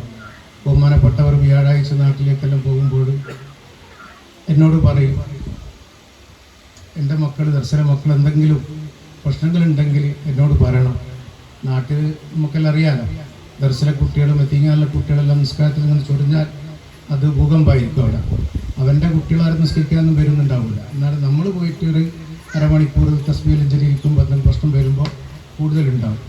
അങ്ങനെ ആ കാര്യങ്ങളിലും പറയുന്ന കൂട്ടത്തിൽ ഇങ്ങനെ വേഗം പറയുമ്പോൾ ഉസ്താദ് അവർകൾ എല്ലാ കാര്യങ്ങളും ശിഷ്യന്മാർക്ക് പറഞ്ഞു കൊടുക്കും. ഞാനൊരു ഫിത്നയായിട്ടൊന്നും അന്നത്തെ ശിഷ്യന്മാർ ഞാൻ പറഞ്ഞു കൊടുത്തിട്ടില്ല. ഉസ്താദിൻ്റെ മരുമകൻ ഷാഫി ഉസ്താദായിട്ട് ഞാൻ അടുത്ത ബന്ധമുണ്ടായത്. ഷാഫി ഉസ്താദ്, മുഹ്സിൻ ഉസ്താദ്, സലാം ഉസ്താദ്, അങ്ങനെ കുറേ ആൾക്കാരുണ്ട്. ഫിറോസ് ഉസ്താദ്, സലീം ഉസ്താദ്, റഫീഖ് ഉസ്താദ്, സത്താർ ഉസ്താദ്, അതെല്ലാം നമ്മളൊരു ദർസ് പടെല്ലാം കഴിഞ്ഞാൽ 10 മണിക്ക് മദ്രസൻ്റെ ഗ്രൗണ്ടിൽ നിന്ന് കബഡി മത്സരം കളിക്കാറുണ്ട്. അന്നേരമെല്ലാം നമ്മൾ സലീം ഉസ്താദ് കാലം പിടിച്ച് വെച്ചിട്ടൊക്കെ ഇതെല്ലാം ഒരു അന്നേരം നമുക്കൊരു സ്വാതന്ത്ര്യം ഉണ്ടായിരുന്നു. റഹീം ഉസ്താദിൻ്റെ കാലത്താണ് പറയുന്നത്. ഉസ്താദ് അറിയാതെ അല്ല, അൽഹംദുലില്ലാ പഠനം കേസ് സബക്കെല്ലാം കഴിഞ്ഞിട്ട് നമുക്ക് ചെയ്യുന്നൊരു അന്നേരം ഞാനും അവരെപ്പുറം കൂടുമായിരുന്നു. അങ്ങനെയാണ് ഞാനും അപ്പോൾ പിന്നെ റഹീം ഉസ്താദിൻ്റെ ശിഷ്യന്മാരായിട്ടുള്ള ബന്ധം ഉണ്ടായത്. ഉസ്താദ് റഹീം ഉസ്താദ് എൻ്റെ വീട്ടിൽ പല പ്രാവശ്യം വന്നിട്ടുണ്ട്. ഒരു വഫാത്തായതിനു ശേഷം ഞാൻ 2-3 പ്രാവശ്യം അവരുടെ സ്വപ്നത്തിൽ കണ്ടിട്ടുണ്ട്. ആ മഹാനവറുകളെ കണ്ട സമയത്ത് ഞാൻ ഇക്കടുമായിട്ട് സിയാറത്ത് ചെയ്തിട്ടുണ്ട്. സിയാറത്ത് ചെയ്യുമ്പോൾ പ്രിയപ്പെട്ട മകൻ അഷ്റഫ് ഹാഫി ഉസ്താദിനോട് പറഞ്ഞാലോ, ഞാൻ ആരും കാണാണ്ട് അങ്ങനെ പോയതാണ്. മടങ്ങി പോകുമ്പോൾ അഷ്റഫ് ഹാഫി ഉസ്താദിനോട് ഞാൻ പറഞ്ഞു, ഇങ്ങനെ ഉപ്പാൻ്റെ ഖബർ സിയാർ ഉപ്പ് പൊറുക്കൂല, വീട്ടിൽ പോകാണ്ട് മടങ്ങിയത്, അങ്ങനെ ഒരു വേദനിക്കുന്ന വർത്തമാനം പറഞ്ഞു. പക്ഷേ മടങ്ങി വരാൻ അത് കഴിഞ്ഞിട്ടില്ല. ഞാനങ്ങനെ എൻ്റെ പ്രകൃതി അങ്ങനെയാണ്. അങ്ങനെ ഉസ്താദ് ഇങ്ങനെ സ്വപ്നത്തിൽ വന്നിട്ട് അവിടുന്ന് ചോദിക്കുന്നത് ദർസിപ്പം നടക്കുന്നില്ല, അയ്യൂബിൻ്റെ ആരോഗ്യ പ്രശ്നം എങ്ങനെയുണ്ട്, ഞാൻ ചെറിയൊരു ലിവർ പേഷ്യൻ്റാണ്. ഉസ്താദിൻ്റെ കാലത്ത് തന്നെ ഉസ്താദിനെ കുറേ 2-3 വൈദ്യന്മാരുടെ തന്നെ പറഞ്ഞ് അയച്ചിരുന്നു. ആ മരുന്നിനെ ഇപ്പോൾ കഴിക്കുന്നുണ്ട്. അങ്ങനെയുള്ള ആത്മബന്ധം ഉണ്ടായ ആ നല്ല മഹാമനീശ്വരൻ ഇന്നും ആ ഖബറിൻ്റെ അടുത്ത് വന്നിട്ട് സലാം പറയുമ്പോൾ ഉണ്ടാകുന്ന വികാരം ഒരു വല്ലാത്തൊരു മനസ്സിന് വിഷമമുണ്ടാക്കുന്നത്. ജീവിച്ചിരിക്കുന്ന ആളെ കൂടെ തന്നെയാണ് എനിക്കെല്ലാം അനുഭവപ്പെടുന്നത്. ഉസ്താദ് അസമാഷ് പറഞ്ഞതുപോലെ ഡോക്ടർ അനിൽകുമാർ, കണ്ണൂർ കാണിക്കുന്ന ഡോക്ടർ, ആ മനുഷ്യൻ്റെ അടുത്തേക്ക് ഞാനാണ് രാവിലെ സുബഹിസ്കാരം കഴിഞ്ഞ് ടോക്കൺ എടുക്കും. ഉസ്താദ് മഞ്ചേരിയിൽ നിന്ന് 11 മണിക്കൊക്കെ അവിടെ വരും. ചിലപ്പോൾ 15ാമത്തെ ടോക്കനാണ് കിട്ടുക. ഉസ്താദ് വന്ന് 15ാം ടോക്കനാകുമ്പോൾ 5ാമത്തെ ടോക്കൺ 4ാമത്തെ ടോക്കനായിട്ടായിട്ടുണ്ടാവും. എനിക്കാണ് ഭയങ്കര പേടിയാണ് ടോക്കന് മുമ്പായിട്ട് പോകാമെന്ന് പറഞ്ഞാൽ. അന്നേരം സിസ്റ്ററെ വിളിച്ചിട്ട് പറയും, മോളെ മഞ്ചേരിയിൽ ഉസ്താദ് വന്നിട്ടുണ്ടെന്ന് പറഞ്ഞാൽ മതി എന്ന്. പിന്നെ അൽഹംദുലില്ലാ 2ാമത്തെ ഉസ്താദിനെ വിളിക്കലായി. ഉസ്താദിനെ വിളിക്കുന്ന ആര്, ഡോക്ടർ വന്ന് എഴുന്നേറ്റ് നിന്ന് ഉസ്താദിൻ്റെ അടുത്ത് ഡോറ് ഉസ്താദിനെ തുറന്നു കൊടുക്കുന്ന ഡോക്ടർ. ഉസ്താദ് ഇരുന്നിട്ട് അവിടെ ഡോക്ടർ ഇരിക്കുന്നു, ഉസ്താദിനോട് കാര്യങ്ങളെല്ലാം ചോദിക്കുന്നു, മനസ്സിലാക്കുന്നു. എപ്പോഴും ചെക്കപ്പ് നടത്തിയാൽ എപ്പോഴും കൂടുതലുണ്ടാകുക. നോക്കിയിട്ട് പറയും ഉസ്താദിനോട്, ഡോക്ടർ അനിൽകുമാർ, ഉസ്താദെ പുകവലി നിർത്തണം, പുകവലി നിർത്താതെ നിങ്ങളെ രോഗം മാറില്ല, ദയവ് ചെയ്തിട്ട്. മെഡിക്കൽ ശാസ്ത്രത്തിൽ ഉസ്താദിന് വിഷമമുണ്ടാക്കും. എന്നാൽ ഉസ്താദ് പറഞ്ഞൊരു വാക്കുണ്ട്, എൻ്റെ പ്രിയപ്പെട്ട ഉസ്താദിൻ്റെ ശിഷ്യന്മാർ കേൾക്കാൻ വേണ്ടി പറയുന്നത്. ആ ഡോക്ടറോട് പറയുകയാണ്, ഡോക്ടറെ ഞാൻ ഗഹനമായ വിഷയങ്ങളാണ് മക്കൾക്ക് പഠിപ്പിച്ചു കൊടുക്കുന്നത്. മക്കൾ പഠിക്കാതെ ക്ലാസ്സിൽ വരുമ്പോൾ എനിക്ക് ടെൻഷൻ. ആ ടെൻഷൻ തീർക്കാൻ ഞാൻ ചിലപ്പം പോയിട്ട് പുറത്തു പോയിട്ട് ഒന്ന് പുകവലിക്കാറുണ്ട്. അത്രത്തോളം ശിഷ്യന്മാർക്ക് വേണ്ടി ജീവിച്ച ആ മഹാമനുഷ്യൻ ഇന്ന് നമ്മളോടൊപ്പമില്ല. അല്ലാഹു മഗ്ഫിറത്തും റഹ്മത്തും നൽകി അനുഗ്രഹിക്കുമാറാവട്ടെ. അതുകൊണ്ട് ഓരോ കാര്യത്തിൽ എൻ്റെ പ്രശ്നങ്ങളും എത്തിങ്ങാല് ചെറിയ പ്രശ്നങ്ങളുണ്ടായ സമയത്ത്, നാട്ടിൽ ആൾക്കാർ പ്രശ്നം ഉണ്ടായ സമയത്ത് ഒരു വലിയൊരു കുറച്ച് സമയം 2 മിനിറ്റ് 5 മിനിറ്റ് കല്യാണത്തിൻ്റെ ഭക്ഷണം ബാക്കിയായ സമയത്ത് എത്തിങ്ങാലേക്ക് ഒരു വ്യക്തി 3 മണിക്ക് കല്യാണ ഭക്ഷണം എത്തിങ്ങാലേക്ക് കൊണ്ടു തന്നു. ഞാനത് മടക്കി. ഞാൻ പറയും പറ്റില്ല, രാത്രി കൊടുത്താൽ മതിയല്ലോ. ഞാൻ പറഞ്ഞു പറ്റില്ല, നിങ്ങൾ മക്കൾക്ക് കൊടുക്കുന്നുണ്ടെങ്കിൽ ആദ്യം മുൻകൂട്ടി ബുക്ക് ചെയ്യണം. ബാക്കിയായ കല്യാണത്തിൽ ബാക്കിയായ ഭക്ഷണം കഴിക്കാനൊന്നും അത്രയൊന്നും ദാരിദ്ര്യം എത്തിങ്ങാലും മക്കൾക്കില്ല എന്നിട്ട് മടക്കിയത് വലിയ പ്രമാണിയായ നാട്ടിലെ വലിയൊരു ആളാണ്. അതങ്ങനെ പ്രശ്നമായി, എന്നെ ഒഴിവാക്കണമെന്ന് പറഞ്ഞ് വന വിടാറെന്ന് പറഞ്ഞ് അങ്ങനെ വല്ലാണ്ട് പ്രശ്നമായി. അസമാഷ് അടുത്തേക്ക് മാഷ് വൈകുന്നേരം തന്നെ വന്ന് മാഷ് കാര്യം മനസ്സിലായി പറഞ്ഞെടുത്ത് മാഷ് പറഞ്ഞു, ഒരു കാരണവശാലും എടുക്കാൻ പറ്റില്ല, അന്നത്തെ ഭക്ഷണം അങ്ങനെ കഴിക്കാൻ പറ്റില്ലെന്ന്. പിറ്റേന്ന് റഹീം ഉസ്താദിൻ്റെ അടുത്തേക്കും ആ മനുഷ്യൻ പോയിട്ട് പറഞ്ഞ്, അങ്ങനെ ഭക്ഷണം മുടക്കിയതിന് അയ്യോ അത് തെറ്റല്ലേ, നല്ല തെറ്റ്. ഉസ്താദിനെ വിളിച്ച് റൂമിൽ വിളിച്ച കാര്യങ്ങൾ പറഞ്ഞു. ഉസ്താദ് കയ്യിൽ നിന്നിട്ട് പറഞ്ഞ്, അൽഹംദുലില്ലാ ദീനിൻ്റെ കാര്യത്തിലൊന്നും ആർക്കും ഇങ്ങനെ വിട്ടുവീഴ്ച കൊടുക്കരുത്. ദർസിലും തീങ്ങാലും പഠിക്കുന്ന മക്കൾക്കെല്ലാം ഓൻ കഴിച്ച ഉച്ഛിഷ്ടം കഴിക്കുക എന്ന് പറഞ്ഞാൽ, കഴിച്ച ഭക്ഷണം കഴിക്കുക എന്ന് പറഞ്ഞാൽ വിട്ടുകൊടുക്കരുത്. അയ്യോ രാജിവെക്കൊന്നും വേണ്ട, അവിടെ തന്നെ വെക്ക്. അസമാഷക്കാരി മനസ്സിലാക്കി കൊടുത്തിട്ടില്ലേ എന്ന് പറഞ്ഞു. എന്ന് പറഞ്ഞു.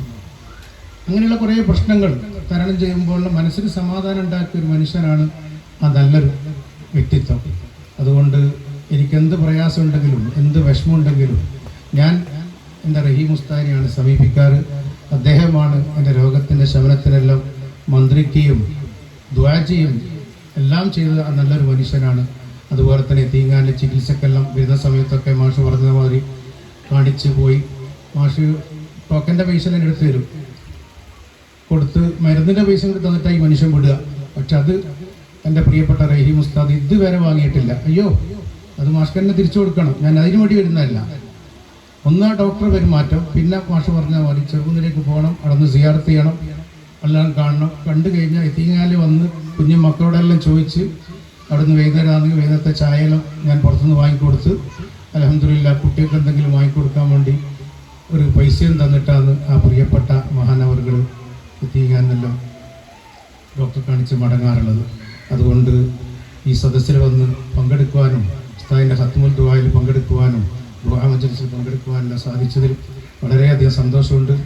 ഇന്നലെ ദുൽഹജ്ജ് 7 പ്രിയപ്പെട്ട കുഞ്ഞുമ്മ മക്കളെയും കൂട്ടി യതീംഖാനിലെ മക്കളെയും കൂട്ടി ഖത്തുൽ ഖുർആനും ദുആലും നടത്താൻ കഴിഞ്ഞു. എല്ലാ വർഷവും ഞാൻ ചെയ്യാറുണ്ട്. അതിന് പ്രിയപ്പെട്ട ഉസ്താദിൻ്റെ ഭാര്യ പൊന്നുമ്മ മക്കൾ, ആ മക്കൾക്ക് ചീരടിയും ഭക്ഷണം കൊടുക്കാറുണ്ട്. അതെല്ലാം ഒരു സന്തോഷകരമായ കാര്യമാണ്. റബ്ബ് സുബ്ഹാനഹു വ തആല അതെല്ലാം സ്വീകരിക്കുമാറാവട്ടെ. ഈ ഉസ്താദുമായിട്ടുള്ള ബന്ധം കൊണ്ട് തന്നെയാണ് ശിഷ്യന്മാരുടെ ഗ്രൂപ്പ് TKS ഗ്രൂപ്പിൽ ഒരു പാവപ്പെട്ട എന്നെയും ആ സ്നേഹം നിറഞ്ഞവർ എന്നെ ഒരു അംഗമായിട്ട് ചേർത്തത്. എല്ലാ കാര്യങ്ങളും ഞാൻ അറിയാറുണ്ട്. പിന്നെ നജീബ് ഉസ്താദിൻ്റെ ഗ്രൂപ്പിലുള്ള അതിലും ഞാനുണ്ട്. ഉസ്താദിൻ്റെ നസീഹത്തല്ല അതിലും കേൾക്കാറുണ്ട്. അതുകൊണ്ട് എന്നോട് നിങ്ങൾ കാണിക്കുന്ന ഈ സ്നേഹത്തിനും സന്തോഷത്തിനും വളരെയധികം നന്ദിയും കടപ്പാടും അറിയിച്ചുകൊണ്ട് ആ നല്ല മഹാനോടൊപ്പം നമ്മളെല്ലാം അല്ലാഹു തആല സ്വർഗത്തിൽ വെച്ച് ഒരുമിച്ച് കൊട്ടി കണ്ടുമുട്ടാൻ തൗഫീഖ് നൽകട്ടെ. ആമീൻ യാ റബ്ബൽ ആലമീൻ. അസ്സലാമു അലൈക്കും.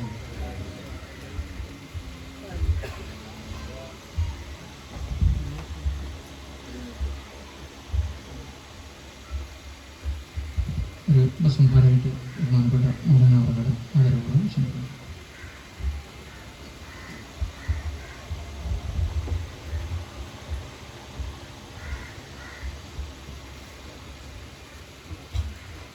ബിസ്മില്ലാഹിർ റഹ്മാനിർ റഹീം. അൽഹംദുലില്ലാഹി റബ്ബിൽ ആലമീൻ. വസ്സലാത്തു വസ്സലാമു അലാ അഷ്റഫിൽ മുർസലീൻ വഅലാ ആലിഹി വസഹ്ബിഹി അജ്മഈൻ.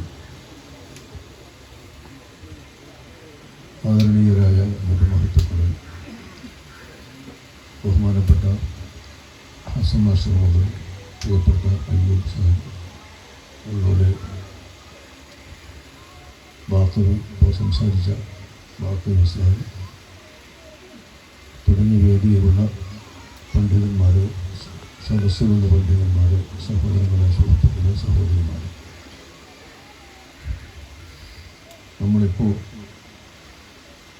സന്തോഷകരമായ രീതിയിൽ ആഴ്ച ചെയ്യുന്ന പുണ്യകർമ്മങ്ങളും ആചാരങ്ങളുമെല്ലാം നേരത്തെ നിർവഹിച്ച് മങ്കൂസുമാരുകളൊക്കെ പൂർണ്ണമായി ഓതി എല്ലാം കഴിഞ്ഞ ശേഷം നടക്കുന്ന ഈ പരിപാടി വളരെ ഭംഗിയോടുകൂടെ തന്നെ സമർപ്പിക്കേണ്ടതുണ്ട്. നമുക്കിന്ന് കിട്ടിയ 3 അനുസ്മരണ ഭാഷണങ്ങളും വളരെ പ്രധാനപ്പെട്ടതാണ്. നമ്മളോരോരുത്തരും നമ്മുടെ സഹപാഠിയെ, സുഹൃത്തിനെ, ഉസ്താദിനെ, നമ്മുടെ നേതാവിനെ ഒക്കെ ഓർക്കുന്നതിനേക്കാൾ കൂടുതൽ നല്ല ഓർമ്മകളാണല്ലോ അടുത്ത് പെരുമാറിയ സാധാരണക്കാരായ ആളുകൾ. എന്നാൽ സാധാരണക്കാരൻ ഞാൻ പറയുന്നത് മൂല്യന്മാരില്ലാത്ത അർത്ഥത്തിനാണ്. അവർ ഉസ്താദിനെ വീക്ഷിക്കുകയും അറിയുകയും അനുഭവിക്കുകയും ചെയ്തതാണ് നമ്മൾ ഇന്നലെ കേട്ടത്. മഹാനായ ഹസൻ മാസ്റ്റർ സൂചിപ്പിച്ചതുപോലെ ബഹുമാന്യരായ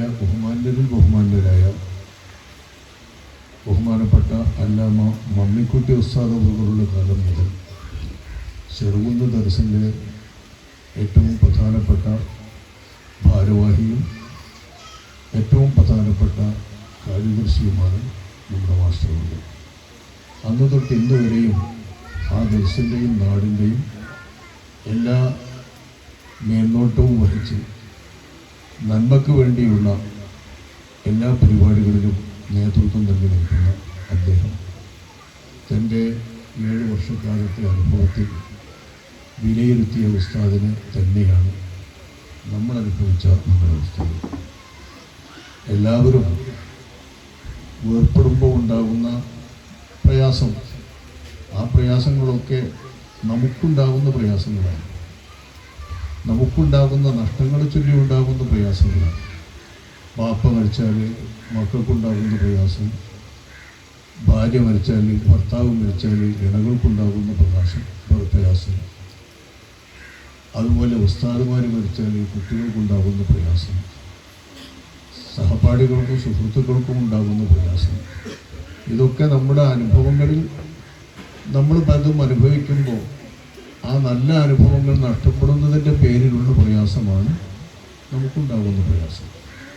അങ്ങനെ ഓർത്താൽ നമ്മുടെ പ്രിയങ്കരനായ സുഹൃത്ത്, എൻ്റെ അഭിമുഖ ആത്മസുഹൃത്ത് അബ്ദുറഹിം മുസ്ലിയാർ അവർ അദ്ദേഹത്തിൻ്റെ വേർപാട് നമുക്കൊരുപാട് നഷ്ടങ്ങൾ ഉണ്ടാക്കിയിട്ടുണ്ട്. വ്യക്തിപരമായി മാത്രമുള്ള നഷ്ടമല്ല, ഏറ്റവും പ്രധാനപ്പെട്ട നഷ്ടം കേരള സംസ്ഥാന ജംഇയ്യത്തുൽ ഉലമ എന്ന ആ മഹത്തായ സംഘത്തിന്. കാരണം എന്നും അതിൻ്റെ സഹകാരിയായി അതിൻ്റെ ആശയങ്ങൾ, അതുമായി ബന്ധപ്പെട്ടിട്ടുള്ള എല്ലാ നയതീരുമാനങ്ങളും ഉൾക്കൊള്ളുന്ന ആളാണ് ബഹുമാനപ്പെട്ടത്. എന്നാലും സംഘടനയുമായി ബന്ധപ്പെടാതെ, സംഘടനയിൽ മെമ്പറായി ചേരാതെയുള്ള സഹകാരിയായിരുന്നു അദ്ദേഹം. അദ്ദേഹത്തിൻ്റെ ഏറ്റവും അഭിവന്യ ഗുരു, പേരിലും ഇനീഷ്യലിലും എല്ലാം ഒത്തിട്ട് വന്ന അഭിവന്യ ഗുരുവാണ് കുട്ടികളെല്ലാവരും വല്യുസ്താദ് കൊടുക്കുന്നത് നമ്മുടെ ഇവിടെ അധ്യക്ഷവേദിയിലിരിക്കുന്നവർ. അവരെ അവരാക്കിയത് ബഹുമാനപ്പെട്ടവരാണ്. നമ്മൾ അബ്ദുറഹീം മുസ്ലിയാരെ ഓർമ്മിക്കുമ്പോൾ പറയുന്ന എല്ലാ മദ്ഹുകളും, അവരെ സംബന്ധിച്ച് പറയുന്ന എല്ലാ മങ്കുബത്തുകളും യഥാർത്ഥത്തിൽ അർഹിക്കുന്നത് വല്യുസ്താദാണ്. അതൊരു വലിയ സന്തോഷമാണല്ലോ. ശിഷ്യൻ മരണപ്പെട്ട ശേഷം അവർക്ക് വേണ്ടിയുള്ള സന്തോഷത്തോടുകൂടെ മാതാപിതാക്കൾ ജീവിച്ചിരിക്കുക, ഉസ്താദന്മാർ ജീവിച്ചിരിക്കുക, അവരവർക്ക് വേണ്ടി ദുആ ചെയ്യുക, അവരെക്കുറിച്ച് വാഴ്ത്തുകൾ കേട്ടുകൊണ്ടിരിക്കുക എന്നൊക്കെ പറയുന്നത് നല്ലൊരു അനുഭവമാണ്. അള്ളാഹു അതിൻ്റെയും പേരിൽ ദറജകളും പുണ്യങ്ങളും നൽകി നമ്മുടെ സഹോദരനെ, സുഹൃത്തിനെ അള്ളാഹു സുബ്ഹാനഹു വ തആല ആദരിക്കട്ടെ. അതൊക്കെ ഒരു വലിയ ആദരവാണ്. അപ്പം അങ്ങനെയുള്ള ഉസ്താദന്മാർ ഇരിക്കുന്ന കാലത്ത് ബഹുമാനപ്പെട്ടവർ വേർപ്പെട്ടവരെ സംബന്ധിച്ചിടത്തോളം നമുക്കൊക്കെ ഒരുപാട് നഷ്ടമുണ്ട്. കേരള സംസ്ഥാന ജംഇയ്യത്തുൽ ഉലമയിൽ ചേരാൻ മുശാവറയുടെ അഭിലാഷപ്രകാരവും തീരുമാനപ്രകാരവും സ്വന്തം ഉസ്താദ് അവറുകൾ അദ്ദേഹത്തോട് പറഞ്ഞിട്ടുണ്ട്. നിർദ്ദേശമായിട്ടല്ല, അഭിപ്രായം ആരാഞ്ഞിട്ടല്ലേ അങ്ങനെയല്ലേ ചെയ്യുള്ളൂ. നിർദ്ദേശിക്കുകയാണെങ്കിൽ വേഗം നിർദ്ദേശിക്കാമല്ലോ, ഞാനങ്ങനെ പേര് എടുത്തിട്ട് എന്ന് പറഞ്ഞാൽ തന്നെ മൂപ്പറൊന്നും പറയില്ല, ഉറപ്പാണ്. പക്ഷേ മുശാവറയിൽ വെച്ച് തീരുമാനിച്ചാണ് അദ്ദേഹത്തെ പറ്റി അംഗത്വം കൊടുക്കാനും മുശാവറയിലേക്ക് എടുക്കുന്നത് സംസാരിക്കാനും വേണ്ടി ബഹുമാനപ്പെട്ട ഇന്നത്തെ അധ്യക്ഷനെ പറഞ്ഞു. അന്ന് ബന്ധപ്പെട്ടപ്പോൾ പോലും മൂപ്പർ അതിന് വിസമ്മതിക്കാറുണ്ടായി. അത് ചേരാതെ, അംഗത്വത്തിൽ ചേരാതെ, മുശാവറയിൽ ചേരാതെ മെമ്പറാണെന്ന് അങ്ങനെയാണ് മൂപ്പർ നിൽക്കുന്നത്. അതേസമയം ദർസിലുള്ള വിദ്യാർത്ഥികളുമായി ബന്ധപ്പെട്ട് പറയുന്ന ആശയങ്ങളൊക്കെ കിതാബിലെ ആശയങ്ങളാവുമല്ലോ, ഇസ്ലാമിൻ്റെ ആശയങ്ങളാണല്ലോ. അതിനെയാണ് സംസ്ഥാന ജംഇയ്യത്തുൽ ആശയങ്ങൾ. രണ്ടും ഒന്നാണെങ്കിൽ വലിയ സംഭവമൊന്നുമില്ല, നമ്മളൊക്കെ അതിൻ്റെ ഒപ്പം നിൽക്കുന്നതാണ്. ആ നിലക്ക് എല്ലാ വിദ്യാർത്ഥികൾക്കും മൂപ്പർ നൽകുന്നതെല്ലാം എന്താണോ വിവാദ വിഷയങ്ങളും പ്രവാസ വിഷയങ്ങളും വെച്ചാൽ ആ വിഷയങ്ങളിലെല്ലാം ഉസ്താദുമാരുടെയും ജംഇയ്യത്തുൽ ഉലമായുടെയും നുസ്രത്തുൽ ഇസ്ലാമിൻ്റെയും ആശയങ്ങൾ എന്താണോ ഈ ആശയങ്ങളാണ്. അതാണ് ഈ അടുത്ത ആളുകൾക്കൊക്കെയും അദ്ദേഹത്തോട് ബന്ധപ്പെട്ട് ആ ആശയങ്ങളുമായുള്ള ബന്ധവും അടുപ്പവും എല്ലാവരും നിലനിർത്തിക്കൊടുന്നു. അങ്ങനെയുള്ള അദ്ദേഹം അവസാനം വന്നപ്പോൾ ബഹുമാനപ്പെട്ട തങ്ങളവകളുടെ വഫാത്തിന് ശേഷം, രാമന്തരി തങ്ങളവകളുടെ വഫാത്തിന് ശേഷം അദ്ദേഹത്തോട് നേരിട്ട് വിളിച്ചുകൊണ്ട് ഇതിൻ്റെ മുശാവറയിലേക്ക് വരേണ്ട കാര്യം പറഞ്ഞപ്പോൾ അദ്ദേഹം അത് സമ്മതിക്കുകയും സന്തോഷത്തോടുകൂടി ഇപ്പം വരാം എന്ന് പറഞ്ഞുകൊണ്ട് സമ്മതിച്ച് മെമ്പറായി തിരഞ്ഞെടുക്കുകയും ചെയ്തു. വളരെ കുറഞ്ഞ കാലം മാത്രമേ ആ മെമ്പറായി നിന്നുകൊണ്ടുള്ള പ്രവർത്തനത്തിൽ സാധിച്ചുള്ളൂ. അത് മൂപ്പര് വളരെ ഇതുവരെ വിട്ടു നിന്നതും ഇപ്പോൾ കൂടിയതും അദ്ദേഹം മഞ്ചേരിയിൽ ചേർന്ന ഒരു സദസ്സിൽ വെച്ച് പരസ്യമായി പ്രത്യേകം പറയുകയും അത് ഇപ്പോൾ ചേർന്ന് പ്രവർത്തിച്ച് ഭദ്രമായി ആ സംഘത്തെ നിലനിർത്തേണ്ടതിൻ്റെ ആവശ്യകതയും അനിവാര്യതയും അതിൻ്റെ നെറൂറത്തും പ്രത്യേകമായി സമുദായ മക്കളെയും ശിഷ്യന്മാരെയും ഒക്കെ ബോധ്യപ്പെടുത്താനെന്ന് വേണം അദ്ദേഹം സംസാരിച്ചു. അങ്ങനെ സജീവമായി സംഘടനാ രംഗത്ത് തന്നെ വരുന്ന ആ ഇടയിലാണ് ഞാനും എന്നെ സംബന്ധിച്ചിടത്തോളം ഏറ്റവും വലിയ ഒരു സന്തോഷമായിരുന്നു അദ്ദേഹം ഈ ജംഇയ്യത്തുൽ ഉലമയുടെ മെമ്പറായി കൂടെ നിൽക്കുന്നത്. ഒരു സഹപ്രവർത്തകനായി അദ്ദേഹത്തിൻ്റെ സഹായം, അദ്ദേഹത്തിൻ്റെ പിന്തുണ, അദ്ദേഹത്തിൻ്റെ എല്ലാവിധ സഹായങ്ങളും, അത് അർത്ഥവത്തായ സഹായമായിരിക്കും, ജംഇയ്യത്തിന് അത് മുതൽക്കൂട്ടായിരിക്കുമെന്ന് അവർക്ക് തന്നെ സന്തോഷിച്ച ഒരവസരം. ആ അവസരമാണ് വളരെ പെട്ടെന്ന് നമ്മൾ അവിചാരിതമായി ചിന്തിക്കാതിരിക്കുകയും നമുക്ക് നഷ്ടപ്പെട്ടത്. അതോർക്കുമ്പോൾ ജംഇയ്യത്തിന് നഷ്ടമുണ്ട്, ആ നിലക്കൊക്കെയുള്ള നഷ്ടം ശരിയാണ്. പക്ഷേ ഈ നഷ്ടങ്ങളൊക്കെയാണെങ്കിലും അള്ളാഹുവിൻ്റെ ഒരടിയാനെ അള്ളാഹു സുബ്ഹാനഹു വ തആല അവർക്ക് നിശ്ചയിച്ച ആയുസ് അവസാനിപ്പിച്ച് അവങ്കിലേക്ക് വിളിക്കുമ്പോൾ അള്ളാഹുവിൻ്റെ ഒരു ഹിക്മത്തും അള്ളാഹുവിൻ്റെ ഒരു തീരുമാനവും ഉണ്ടല്ലോ. ആ തീരുമാനം നടപ്പായി കഴിഞ്ഞാൽ, അത് യാഥാർത്ഥ്യമായി കഴിഞ്ഞാൽ നമ്മൾ അതിന് വഴങ്ങിക്കൊടുക്കുകയും അതിൽ സംതൃപ്തി അടയുകയും ചെയ്യുക എന്നതാണ് യഥാർത്ഥത്തിൽ ഒരു വിശ്വാസിയെ സംബന്ധിച്ചിടത്തോളം കടമ. ആ ഒരു നിലവാരത്തിലേക്ക് മാനസികമായി വരാൻ പോലും നമുക്ക് പ്രയാസം. എന്താണെന്ന് വെച്ചാൽ നമ്മൾ ഓർക്കുന്നത് അദ്ദേഹം ഏർപ്പെട്ടത് മൂലമുള്ള നഷ്ടമാണ്. നമുക്കുള്ള നഷ്ടം, നമുക്കുള്ള മാർഗദർശിയുടെ നഷ്ടം, നമുക്കുള്ള കൂട്ടുകാരൻ്റെ നഷ്ടം, നമുക്കുള്ള ഗുരുവിൻ്റെ നഷ്ടം, നമുക്കിനി പ്രയാസങ്ങൾക്ക് സമീപിക്കാൻ ആരാണോ നഷ്ടം, ഇതൊക്കെയാണ് നമ്മൾ ഓർക്കുന്നത്. നമ്മുടെ നഷ്ടം വെച്ച് മാറ്റിവെച്ച് നമ്മൾ അദ്ദേഹത്തിൻ്റെ നേട്ടവും അദ്ദേഹത്തിനുള്ള ഗുണവും അദ്ദേഹത്തിന് നേരത്തെ പോയത് കൊണ്ടുള്ള ഗുണവും ഒക്കെ ആലോചിച്ചാൽ നമ്മെ സംബന്ധിച്ചിടത്തോളം നമുക്ക് അള്ളാഹുവിൻ്റെ വിധിയിലും അള്ളാഹു തആല ഒരു 5-6 വർഷം മുൻപ് അദ്ദേഹത്തെ നേരത്തെ ഉസ്താദുമാർക്കൊക്കെ മുമ്പേ കൊണ്ടുപോയതിലുമുള്ള അള്ളാഹുവിൻ്റെ ഹിക്മത്ത് നമുക്ക് ബോധ്യപ്പെടും, സമ്മതിക്കാനും കഴിയും. അതാണ് ഇത്തരം വേദികളിൽ പ്രത്യേകിച്ചും നമ്മൾ നേടേണ്ടത്. കാരണം ഒരാളെ സംബന്ധിച്ച് പറയുമ്പോൾ അയാളുടെ ജീവിത ദൗത്യം പൂർണ്ണമായും അയാൾ നിർവഹിച്ച, നിങ്ങൾ കേട്ടൊരു സമസ്യ പറഞ്ഞാൽ അദ്ദേഹത്തിന് അല്ലാഹു തആല നൽകിയ ആയുസ്, ആ ആയുസ്സിലെ 40 വർഷക്കാലവും അദ്ദേഹം ദർസ് തന്നെ നടത്തി. കൃത്യമായി തന്നെ നമുക്ക് പറയാമല്ലോ, 40 വർഷക്കാലവും അദ്ദേഹം ദർസ് തന്നെ നടത്തി. ആ കാലത്ത് മാത്രമല്ല, പഠിക്കുന്ന കാലത്തും എന്നുമായി അയാൾ ബന്ധപ്പെടുന്നു.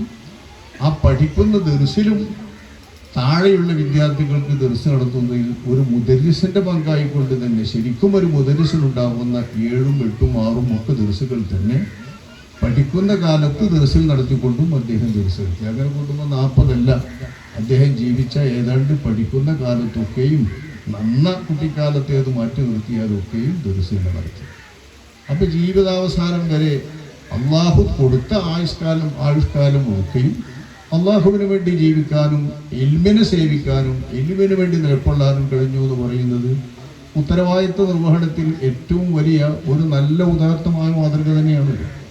അതാണെങ്കിലോ നിസ്വാർത്ഥമായി അതിൻ്റെ എല്ലാ സദ്ഗുണങ്ങളും സമ്മേളിച്ച രീതിയിൽ തന്നെയാണ് അദ്ദേഹം പ്രവർത്തിച്ച മേഖലയിലൊക്കെയും പ്രവർത്തിച്ചത്. ആ പ്രവർത്തിച്ചത് പിന്നെ 65 വയസ്സ് അഷ്റഫുൽ ഖൽഖ് സല്ലല്ലാഹു അലൈഹി വസല്ലം തങ്ങൾ 63 വയസ്സായിരുന്നു ഏർപ്പെടുന്നത്. 4 ഖലീഫമാരിലെ 3 ഖലീഫമാരും 63 വയസ്സിലാണ് ഏർപ്പെടുന്നത്. ഒരു 63 വയസ്സ് എന്നൊക്കെ പറഞ്ഞു കഴിഞ്ഞാണ് ഈ ഏറ്റവും നമ്മൾ കുറിച്ചിട്ട് എന്താ കാര്യം? നമ്മൾ കുറിച്ചിട്ട് കാര്യമില്ല. ശേഷം കീഴ്പോട്ട് ഇങ്ങോട്ട് ചിന്തിച്ചു നോക്കി ഇമാമിയങ്ങളുടെ നിലവാരത്തിലേക്ക് ഇമാമുന ശാഫിഈ തങ്ങൾ അവർ ചെയ്ത ദീനിനു വേണ്ടി ചെയ്ത ഇൽമിനു വേണ്ടി ചെയ്ത ഈ ഉമ്മത്തിനു വേണ്ടി ചെയ്ത സേവനങ്ങളെ നമുക്ക് വാക്കുകൾ കൊണ്ടൊതുക്കാനോ അല്ലെങ്കിൽ പറഞ്ഞു തീർക്കാനോ എഴുതി തീർക്കാനോ സാധിക്കും. ഒരാരുടെയും ഓർമ്മയിലും എഴുതി തീർക്കാൻ സാധിക്കില്ല. അത്ര വലിയ സേവനങ്ങളാണ് ഇമാമുന ശാഫിഈ തങ്ങൾ ചെയ്തത്. ആ ഇമാമുന ശാഫിഈ എത്ര വർഷം ജീവിച്ചത്? 54 വയസ്സ്. 54 വയസ്സ് കഴിഞ്ഞിട്ട് അതിനോടുകൂടി ഇമാം ശാഫിഈയുടെ ദൗത്യം തീരുന്നു. കുറച്ച് ഇപ്പുറത്തേക്ക് പോന്നാൽ ഇമാം നബി റളിയല്ലാഹു തആല അൻഹു തങ്ങൾ പറഞ്ഞു അതിനും കുറഞ്ഞത് 45 വയസ്സ്. 45 വയസ്സ് മാത്രമാണ് ഇന്ന് നമ്മൾ ഓർക്കുന്ന ഇമാം നബിയുടെ ജീവിതം, നബവിയുടെ അവരുടെ സേവനം, ഈ ദീനിനു വേണ്ടി ഇൽമിന് വേണ്ടി അവർ ചെയ്തിട്ടുള്ള സേവനത്തെ പറയാൻ മതിയാവൂല. 45 വർഷം സേവനങ്ങൾ വാഴ്ത്തി പറഞ്ഞുകൊണ്ടിരുന്ന 45 വർഷം നമ്മൾ പറഞ്ഞാൽ തീരില്ല. നമ്മൾ ഓരോരുത്തരെ അനുസ്മരിക്കുമ്പോൾ തന്നെ പുതിയ കേൾക്കണം. നമ്മളെ ഓരോരോ സാധാരണ കൂട്ടുകാരെ, നമ്മുടെ കൂട്ടത്തിൽപ്പെട്ട നമ്മുടെ ഉസ്താദന്മാരെ, നമ്മൾ ആദരിക്കുന്ന നമ്മുടെ നേതാക്കളെ തന്നെ വർഷങ്ങളോളം പറയുമ്പോഴും ഓരോ പ്രസംഗത്തിലും പുതിയ അനുഭവങ്ങൾ നമുക്ക് കിട്ടുന്നുണ്ട്. അങ്ങനെ നമ്മൾ ഇമാം നബിയെ ഒന്ന് വിലയിരുത്തി പറയുകയാണെങ്കിൽ പഠിക്കുകയാണെങ്കിൽ എങ്ങനെ ഉണ്ടാവും? അവരുടെ ജീവിത ദൗത്യം നിർവഹിച്ചത് 45 വർഷക്കാലമാണ്. 45 വർഷക്കാലം കഴിഞ്ഞതോടുകൂടി ഇമാം നബി ഉൾപ്പെടും. അപ്പൊ കൊല്ലം എത്ര ജീവിച്ചു എന്നതിലല്ല, അള്ളാഹു നൽകുന്ന ആയുസ് മുഴുവൻ അള്ളാഹുവിന് വേണ്ടി വിനിയോഗിക്കുകയും ജീവിതത്തിൻ്റെ ദൗത്യം തിരിച്ചറിഞ്ഞുകൊണ്ട് അള്ളാഹു തന്നെ ഏൽപ്പിച്ച ഉത്തരവാദിത്തം എന്താണെന്ന് മനസ്സിലാക്കിക്കൊണ്ട് തൻ്റെ ഹക്ക് എന്താണ് എന്ന് മനസ്സിലാക്കിക്കൊണ്ട് ആ ഹക്കിനെ നിർവഹിച്ചുകൊണ്ട് ജീവിക്കാൻ ഒരാൾക്ക് കഴിയുന്നു എന്നത് തന്നെയാണ് ഏറ്റവും വലിയ സൗഭാഗ്യം. ആ സൗഭാഗ്യത്തോടൊപ്പം ഇത്രയും കാലം ജീവിച്ചതിൽ നേടാവുന്നതിൽ ഏറ്റവും വലിയ നേട്ടങ്ങൾ അദ്ദേഹം നേടിയിട്ടുണ്ട്. എൻ്റെ മക്കളെ കണക്കിനാണ് ആ മക്കൾ. എനിക്ക് പെൺകുട്ടികൾ ഏറെ ആൺകുട്ടികൾ കുറവാണെന്നേ ഉള്ളൂ. അദ്ദേഹത്തിന് ആൺകുട്ടികളേറെ പെൺകുട്ടികൾ കുറവായി. എണ്ണ കണക്ക് അത് മൂപ്പരനെ പറയും, ഞാനങ്ങനെ പറയാറില്ല. മൂപ്പർ എപ്പോഴും കൃത്യം പറയും. മൂപ്പർക്ക് എപ്പോഴും അത് ഓർമ്മയുണ്ടാവും. ഇവിടെ ബസ് ചെയ്യുന്നതൊക്കെ മൂപ്പർ പറയും മൂപ്പരാളെ പ്രസവിക്കുന്നത് മൂപ്പരെന്നെയാണ് പറയുന്നത്. എനിക്ക് അത്ര അറിയില്ല പ്രസവിക്കുന്നുണ്ട്. അപ്പോൾ അത്ര മക്കളുള്ളത് മുഴുവൻ ആലിമീകളായി തീരുക, എൽമിൻ്റെ സേവകരായും എൽമിൻ്റെ മാർഗത്തിൽ പ്രവർത്തിക്കുന്നവരുമായി തീരുന്ന ഒരു വല്ലാത്ത സൗഭാഗ്യമുള്ള കുടുംബനായി കിട്ടുന്ന സൗഭാഗ്യം. ചെറിയൊരു സൗഭാഗ്യം എന്നാണ്. നമ്മളാരും ശ്രമിച്ചാലും മോഹിച്ചാലും കിട്ടാത്ത സൗഭാഗ്യമാണ്. അപ്പോൾ അള്ളാഹുവിന് വേണ്ടി നിന്ന ആളുകളെ ആദരിക്കുന്ന ആദരവുകളാണ്. ഇതൊക്കെയാണ് വലിയ കറാമത്ത്. നമ്മൾ പറയുന്ന അത്ഭുത സംഭവങ്ങളെക്കാൾ ഖവാരിഖുൽ-ആദാത്തായ സംഗതികളെക്കാൾ ഏറ്റവും വലിയ കറാമത്തായി നമ്മൾ കാണേണ്ടത് ദീനിയായി അള്ളാഹു സുബ്ഹാനഹു വ തആലക്ക് വേണ്ടി നിലകൊണ്ട ഒരാളെ അള്ളാഹു സുബ്ഹാനഹു വ തആല ആ നിലയിൽ എത്ര ആദരിക്കുന്നു എന്നതാണ്. ശിഷ്യന്മാർക്കാണെങ്കിൽ അങ്ങേയറ്റത്തെ സ്നേഹം, സുഹൃത്തുക്കൾക്കാണെങ്കിൽ അങ്ങേയറ്റത്തെ സ്നേഹം, ഉസ്താദുമാർക്കാണെങ്കിൽ അങ്ങേയറ്റത്തെ വാത്സല്യം, ഉമ്മമാർക്കും പങ്കന്മാർക്കുമാണെങ്കിൽ വളരെ അടുത്ത സ്നേഹം, നല്ല ആത്മാർത്ഥമായ സ്നേഹം, കൂട്ടുകുടുംബക്കാർക്ക് ഏറ്റവും വലിയ പിരിശം. ഇതൊക്കെ പടച്ച തമ്പുരാന് മനസ്സിലിട്ട് കൊടുക്കുന്നതാണല്ലോ. അള്ളാഹു ഇഷ്ടപ്പെടുന്ന ആളുകൾക്ക് അള്ളാഹു സുബ്ഹാനഹു വ തആല അവരോടുള്ള മഹബത്ത് അടിയങ്ങളുടെ കൽബിൽ ഇട്ടുകൊടുക്കുന്നതിൻ്റെ ഫലമായിട്ടുണ്ടായിരിക്കുന്നതാണല്ലോ. ഇതൊക്കെയാണ് അള്ളാഹു ആദരിച്ച ഒരു വലിയന് കിട്ടുന്ന ഏറ്റവും വലിയ സ്ഥാനമെങ്കിൽ എൻ്റെ ആത്മസുഹൃത്ത് ഏറ്റവും നല്ല മുന്തിയ വലിയാണ്. പതിവൊന്നും പറയാൻ നമ്മൾ ആളല്ല, പക്ഷേ കടമകൾ നിർവഹിക്കുന്നത് നോക്കിയാൽ അള്ളാഹുമായിട്ടുള്ള ഹക്കാവട്ടെ ഇബാദുമായിട്ടുള്ള ഹക്കാവട്ടെ തൻ്റെ അറിവനുസരിച്ച് കൃത്യമായി നിർവഹിക്കുന്നതിൽ ശുഷ്കാന്തി കാണിച്ച് നിഷ്കർഷ പുലർത്തിയിരുന്ന ഒരു ആളാണ് നമ്മൾ അനുസ്മരിക്കുന്ന അദ്ദേഹം. ആ നിലയ്ക്ക് ഒരു വലിയനെ സ്നേഹിക്കുമ്പോൾ ഉണ്ടാകുന്ന ആ സ്നേഹത്തിൻ്റെ മഹത്വം നമ്മുടെ സ്നേഹത്തിനുണ്ട്. ആ മഹബത്തിൻ്റെ നേട്ടം നമ്മുടെ മഹബത്തിനുണ്ട്. അള്ളാഹു അത് കബൂലാക്കുമാറാവട്ടെ, അള്ളാഹു സ്വീകരിക്കുമാറാവട്ടെ. അദ്ദേഹത്തിൻ്റെ പിന്നെ വയസ്സ് കുറേ ചെന്നാൽ പിന്നെ നേട്ടം ഇതങ്ങനെ തുടരുന്നേ ഉള്ളൂ, അതിൻ്റെ അപ്പുറമൊന്നുമില്ല. കിട്ടാവുന്നതൊക്കെ നല്ല യൗവന കാലത്തിന് കിട്ടും. മഹാനായ ഇബ്നു അബ്ബാസ് റളിയല്ലാഹു അൻഹു തങ്ങളുടെ മുഖരുടെ മൊഴിയായി ഇബ്നു അബീ ഹത്തം നിവേദനം ചെയ്യുന്നുണ്ട്. സെമേന ഫതൻ യദ്കുറുഹും യുഖാവിലുഹു ഇബ്രാഹിം എന്ന് ഇബ്രാഹിം നബി അലൈഹിസ്സലാമിനെ പറ്റി പറയുന്ന ആയത്തിൻ്റെ തഫ്സീർ പറയുന്നിടത്ത് അത് കാണുന്നു.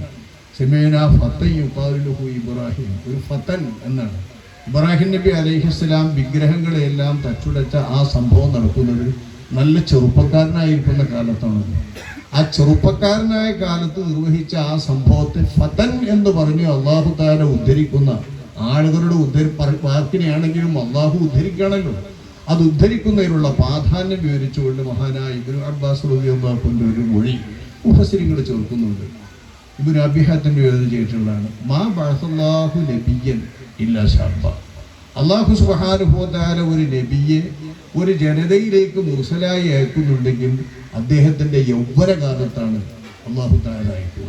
അതായത് അള്ളാഹിൻ്റെ നിശ്ചയപ്രകാരം തന്നെ അള്ളാഹു നൽകുന്ന ആയുസ് ഏറ്റവും പ്രധാനപ്പെട്ട ഭാഗം ഒരു യുവാവായിരിക്കുമ്പോഴാണ് അങ്ങനെ നൽകുക. അക്കൂട്ടത്തിൽ ബഹുമാനപ്പെട്ട ഇബ്നു അബ്ബാസ് എന്ന് പറയുന്ന നുബുവത്തിൻ്റെ വിറാസത്ത് പറയുന്ന ഒരു ഭാഗമാണ് ഒമാ ഊത്തിയൽ ഇൽമ. ഇൽമന് നൽകപ്പെട്ടിട്ടുള്ള ഒരു ആലിമിനും ഇൽമന് നൽകപ്പെട്ടിട്ടില്ല ഇല്ലാ വഹുവ ശാബ്, അദ്ദേഹം ശാബാവുന്ന കാലത്തല്ലാതെ എന്ന് മഹാനായ ഇബ്നു അബ്ബാസ് റളിയല്ലാഹു തആല അൻഹു തങ്ങളുടെ മകൾ പറഞ്ഞു വെച്ച് ഒരു ശാബായ കാലത്ത് തന്നെ അള്ളാഹു നൽകുന്ന ഇൽമ കൊണ്ട് അള്ളാഹു തആല ആദരിച്ചു. അത് ആർക്കും അങ്ങനെ തന്നെയാണ്. നമ്മൾ കേൾക്കുന്ന 80-90 വയസ്സ് ജീവിച്ചിട്ടുള്ള മഹാന്മാരും അവരുടെ യൗവനകാലത്ത് തന്നെ അള്ളാഹു നൽകുന്ന ഇൽമ അവർക്ക് നൽകിയിട്ടുണ്ട്. അക്കാലത്ത് തന്നെ അവർ ആലിമീങ്ങളായിട്ടുണ്ട്. പണ്ടൂരിലെ ശൈഖുനാ താജുൽ ഉലമാ അവറുകളെ ആ യൗവനകാലത്തുള്ള ആളുകൾ വാഴ്ത്തും പോലെ, അന്നത്തെ കാലത്തുള്ള ആളുകൾ വാഴ്ത്തും പോലെ നമ്മൾ അവസാന കാലത്താക്കുമ്പോൾ അറിയുന്നില്ല, അനുഭവിക്കുന്നില്ല. യൗവനകാലത്തുള്ള ആ ഇൽമിൻ്റെ വിതരണത്തിൽ കണ്ട അന്നത്തെ വിതരണത്തെ സംബന്ധിച്ച് അന്നത്തെ പണ്ഡിതന്മാരും ശിഷ്യന്മാരും വാഴ്ത്തുന്നത് പോലെ ബേക്കറി വരുമ്പോൾ കഴിയുന്നില്ല. ബേക്കറി വരുമ്പോൾ കഴിവ് കെട്ടവരായി മാറുക ചെയ്യാം. അപ്പോൾ യൗവനത്തിൻ്റെ ആ ഘട്ടത്തിൽ വളരെ സമ്പൂർണമായി അള്ളാഹു തആല നൽകുന്നത് വിനിയോഗിക്കുന്നത് തന്നെയാണ് ഒരാളുടെ ആയുസ്സിലെ ഏറ്റവും വലിയ സൗഭാഗ്യം. ആ സൗഭാഗ്യത്തിൽ നമ്മുടെ പ്രിയപ്പെട്ട സുഹൃത്ത് വളരെ സൗഭാഗ്യവാനാണ്, മഹാഭാഗ്യവാനാണ്. ആ യൗവനത്തിൻ്റെ കാലത്ത് തന്നെ ഒരു 10-25 വയസ്സാകുമ്പോൾ തന്നെ ശരിയായ ഒരു ആലിമിൻ്റെ പ്രവൃത്തിയും ആ ഇൽമിൻ്റെ വിതരണക്കാരനായും അദ്ദേഹം വരുന്നു. അന്ന് തൊട്ട് മരിക്കുന്ന സെക്കൻഡ് വരെയും എന്ന് പറയാം, കൂടുതൽ കടന്നിട്ടില്ലല്ലോ, നമ്മളാരും ചിന്തിച്ചിട്ടുമില്ല. മരിക്കുന്ന സെക്കൻഡ് വരെയും ഇൽമുമായി ബന്ധപ്പെട്ടുകൊണ്ട് തന്നെ എൽമിൻ്റെ ഏറ്റവും വലിയ സേവനം തൻ്റെതായ ദൗത്യം തിരിച്ചറിഞ്ഞുകൊണ്ട് അദ്ദേഹം ഒരു പ്രാസംഗികനല്ല, എഴുത്തുകാരനല്ല, പൊതുരംഗത്തേക്ക് അങ്ങനെ ഇറങ്ങിപ്പോകുന്ന ഒരാളുമല്ല. തൻ്റെ ദൗത്യം ദർസിനെയാണ്. ദർസ് മാത്രമല്ല, ആ ദർസുമായി ബന്ധപ്പെട്ട് മഹല്ലിൽ എവിടെയാണ് നിൽക്കുന്നതെങ്കിലും സുഹൃത്ത് വലയം എത്രയാണെങ്കിലും ആ വലയത്ത് മുഴുവൻ തൻ്റെ മാർഗത്തിലേക്കും തൻ്റെ സത്യമാണെന്ന് മനസ്സിലാക്കുന്ന ആശയങ്ങളിലേക്കും ദീനിയായ നല്ല ജീവിതത്തിലേക്കും ആളുകൾ നയിക്കുന്ന ഒരു നല്ല മുർഷിദാണ്. ആ മുർഷിദായി നിൽക്കുന്ന ഒരാളെന്ന നിലക്ക് അള്ളാഹു ഏൽപ്പിച്ച ദൗത്യം സമ്പൂർണ്ണമായി നിർവഹിക്കുകയും ശരാശരി ആയുസ് 65 വർഷക്കാലം ജീവിച്ചെങ്കിൽ ആ വർഷക്കാലം മുഴുക്കെയും അള്ളാഹുവിന് വേണ്ടി ജീവിക്കാൻ സൗഭാഗ്യം നൽകിയിട്ടുള്ള അദ്ദേഹത്തെ ആ നിലക്കുള്ള ദീനിയായ മറ്റെല്ലാ സൗഭാഗ്യം കൊണ്ടും അള്ളാഹു ആദരിച്ചു നമ്മൾ മനസ്സിലാക്കുന്നു. അദ്ദേഹത്തിന് ഇത്രയും നേരത്തെ പോയതുകൊണ്ട് ഇപ്പം ആദലുകൾ പോവുക. അപ്പം അദ്ദേഹം ഒറ്റയ്ക്ക് ചെയ്തു തീർക്കുന്ന ഖത്തമുകളല്ലല്ലോ അദ്ദേഹത്തിന് വേണ്ടി ഓതപ്പെടുന്നത്. ഒറ്റക്കൊരാൾക്ക് ചെയ്തു തീർക്കാൻ കഴിയുമോ? ഇന്ന് അദ്ദേഹത്തിന് കിട്ടിക്കൊണ്ടിരിക്കുന്ന ഖത്തമുകൾ അദ്ദേഹം ഒറ്റക്കൊരാൾ ചെയ്യുന്ന സദക്കകളാണോ അദ്ദേഹത്തിൻ്റെ പേരിൽ ഇപ്പോൾ നടന്നുകൊണ്ടിരിക്കുന്നത്? അദ്ദേഹം വേർപ്പെട്ടതിന് ശേഷമുള്ള ഈ 5-6 കൊല്ലവും നമ്മൾ ആലോചിച്ചാൽ അദ്ദേഹത്തിന് വേണ്ടി നൽകപ്പെടുന്ന സദക്ക കുടുംബമായിട്ടും ശിഷ്യന്മാരായിട്ടും ഇഷ്ടക്കാരായിട്ടും വേണ്ടപ്പെട്ടവരായിട്ടും അദ്ദേഹത്തിൻ്റെ പേരിൽ അദ്ദേഹത്തിന് നേട്ടം കിട്ടുന്നതിന് വേണ്ടി ചെയ്യപ്പെടുന്ന സദക്കകൾ അദ്ദേഹം ഒറ്റയ്ക്ക് ചെയ്യാൻ സാധിക്കുമോ? അപ്പൊ ജീവിച്ചിരിക്കുന്ന അബ്ദുറഹീം മുസ്ലിയാരേക്കാൾ യോഗ്യനും കർമ്മിയും വളരെ വലിയ സൗഭാഗ്യവാനും തന്നെയാണ് വേർപ്പെട്ട ശേഷമുള്ള വഫാത്തായ ബർസഖിൽ ജീവിച്ചു കൊണ്ടിരിക്കുന്ന അബ്ദുറഹീം മുസ്ലിയാർ. കാരണം ഖത്മുൽ ഖുർആനുകൾ അങ്ങനെ നടക്കുന്നു, ദിക്റുകൾ അങ്ങനെ നടക്കുന്നു, ദുആകൾ അങ്ങനെ നടക്കുന്നു, സദഖകൾ അങ്ങനെ നടക്കുന്നു. ഇതൊക്കെയും അദ്ദേഹത്തിന് വേണ്ടി നിർവഹിക്കപ്പെടുന്നത് അദ്ദേഹത്തിൻ്റെ അമലുകളാണ്. നമ്മൾ ഹദിയായി ചെയ്യുന്നതൊക്കെ അള്ളാഹു സ്വീകരിക്കാൻ നൽകുമെന്ന് നമുക്ക് പ്രതീക്ഷിക്കാം. അള്ളാഹു നമ്മുടെ പ്രതീക്ഷ പുലർത്തുമാറാവട്ടെ. സദഖയൊക്കെ എന്തായാലും അദ്ദേഹത്തിൻ്റെ അമലായിട്ടാണല്ലോ നമ്മൾ മനസ്സിലാക്കുന്നത്. ഇജ്മാ ആണല്ലോ അതൊക്കെ. അല്ലാത്തതൊക്കെ പിന്നെ അള്ളാഹു തആലയോട് നമ്മൾ ഹദിയായിട്ട് കൊടുക്കണമെന്ന് പറയുമ്പോൾ അള്ളാഹു സ്വീകരിക്കും നമ്മൾ പ്രതീക്ഷിക്കുക. ഈ ഒരു വഴി അള്ളാഹു സുബ്ഹാനഹു വ തആല ഈ ഉമ്മത്തിന് നൽകിയിരിക്കെ ശിഷ്യന്മാരാവരും എന്തെങ്കിലും ഒരു പ്രസംഗം കേട്ടോ ഓർമ്മകൾ കേട്ടോ പ്രയാസപ്പെടേണ്ട. അദ്ദേഹത്തിന് നേട്ടമാണ് അദ്ദേഹത്തിൻ്റെ മരണം. അദ്ദേഹത്തിൻ്റെ കുടുംബങ്ങളും ആലോചിക്കണം, അദ്ദേഹത്തിന് നേട്ടമാണ് അദ്ദേഹത്തിൻ്റെ മരണം. എങ്ങനെ വന്നാലും ഇനിയും ജീവിച്ചിരുന്നെങ്കിൽ നമുക്ക് പലതും നേടാമായിരുന്നിരിക്കാം, നമ്മുടെ നേട്ടങ്ങൾക്ക് നഷ്ടവും സംഭവിച്ചിരിക്കാം. അതൊക്കെ ശരിയാണ്, നമ്മുടെ നഷ്ടമാണ്. അദ്ദേഹത്തെ സംബന്ധിച്ചിടത്തോളം അദ്ദേഹത്തിന് ലഭിച്ചുകൊണ്ടിരിക്കുന്നതൊക്കെ 10 മടങ്ങ് വർദ്ധിച്ച രീതിയിൽ തന്നെ അല്ലാഹു സുബ്ഹാനഹു വ തആല നേട്ടമായി നൽകുകയും നേട്ടമായി നമ്മൾ കാണുകയും ചെയ്യേണ്ട അനുഭവമാണ് അദ്ദേഹത്തിൻ്റെ വഫാത്തിന് ശേഷമുള്ളതെല്ലാം നമ്മൾ കാണുന്നത്. എല്ലാം അല്ലാഹു തആല കബൂലാക്കുമാറാവട്ടെ. അദ്ദേഹത്തിൻ്റെ ശിഷ്യന്മാരുടെ കൂട്ടായ്മകൾ ചെയ്യുന്നതും നല്ല സ്നേഹമുള്ള തൻ്റെടമുള്ള ഈ രംഗത്ത് ഏറ്റവും അധികം എല്ലാ നിലയിലും എൽമി രംഗത്ത് ഉയർന്നു നിൽക്കാൻ പറ്റുന്ന ശിഷ്യന്മാരാണ് അദ്ദേഹം വളർത്തിയെടുത്തിട്ടുള്ള ശിഷ്യന്മാർ. ആ കൂട്ടായ്മയും പരസ്പരം സഹകരിച്ചുകൊണ്ട് കഴിവില്ലാത്തവരുടെ കൂട്ടത്തിലുണ്ടെങ്കിലും കഴിവുള്ളവർ ചേരുമ്പോൾ കഴിവുള്ളവരും കഴിവില്ലാത്തവരും ഒന്നിച്ച് കഴിവുള്ളവരായി മാറിക്കൊണ്ട് തന്നെയാണ് കർമ്മങ്ങളൊക്കെ നടത്തുന്നത്. അതെല്ലാം ഉസ്താദിൻ്റെ പേരിൽ അവർ നടത്തുന്നത് ഏറ്റവും നല്ല നല്ല കർമ്മം തന്നെ. ഇപ്പോൾ എന്ന് പറയുന്നത് അതാണ്. ഈ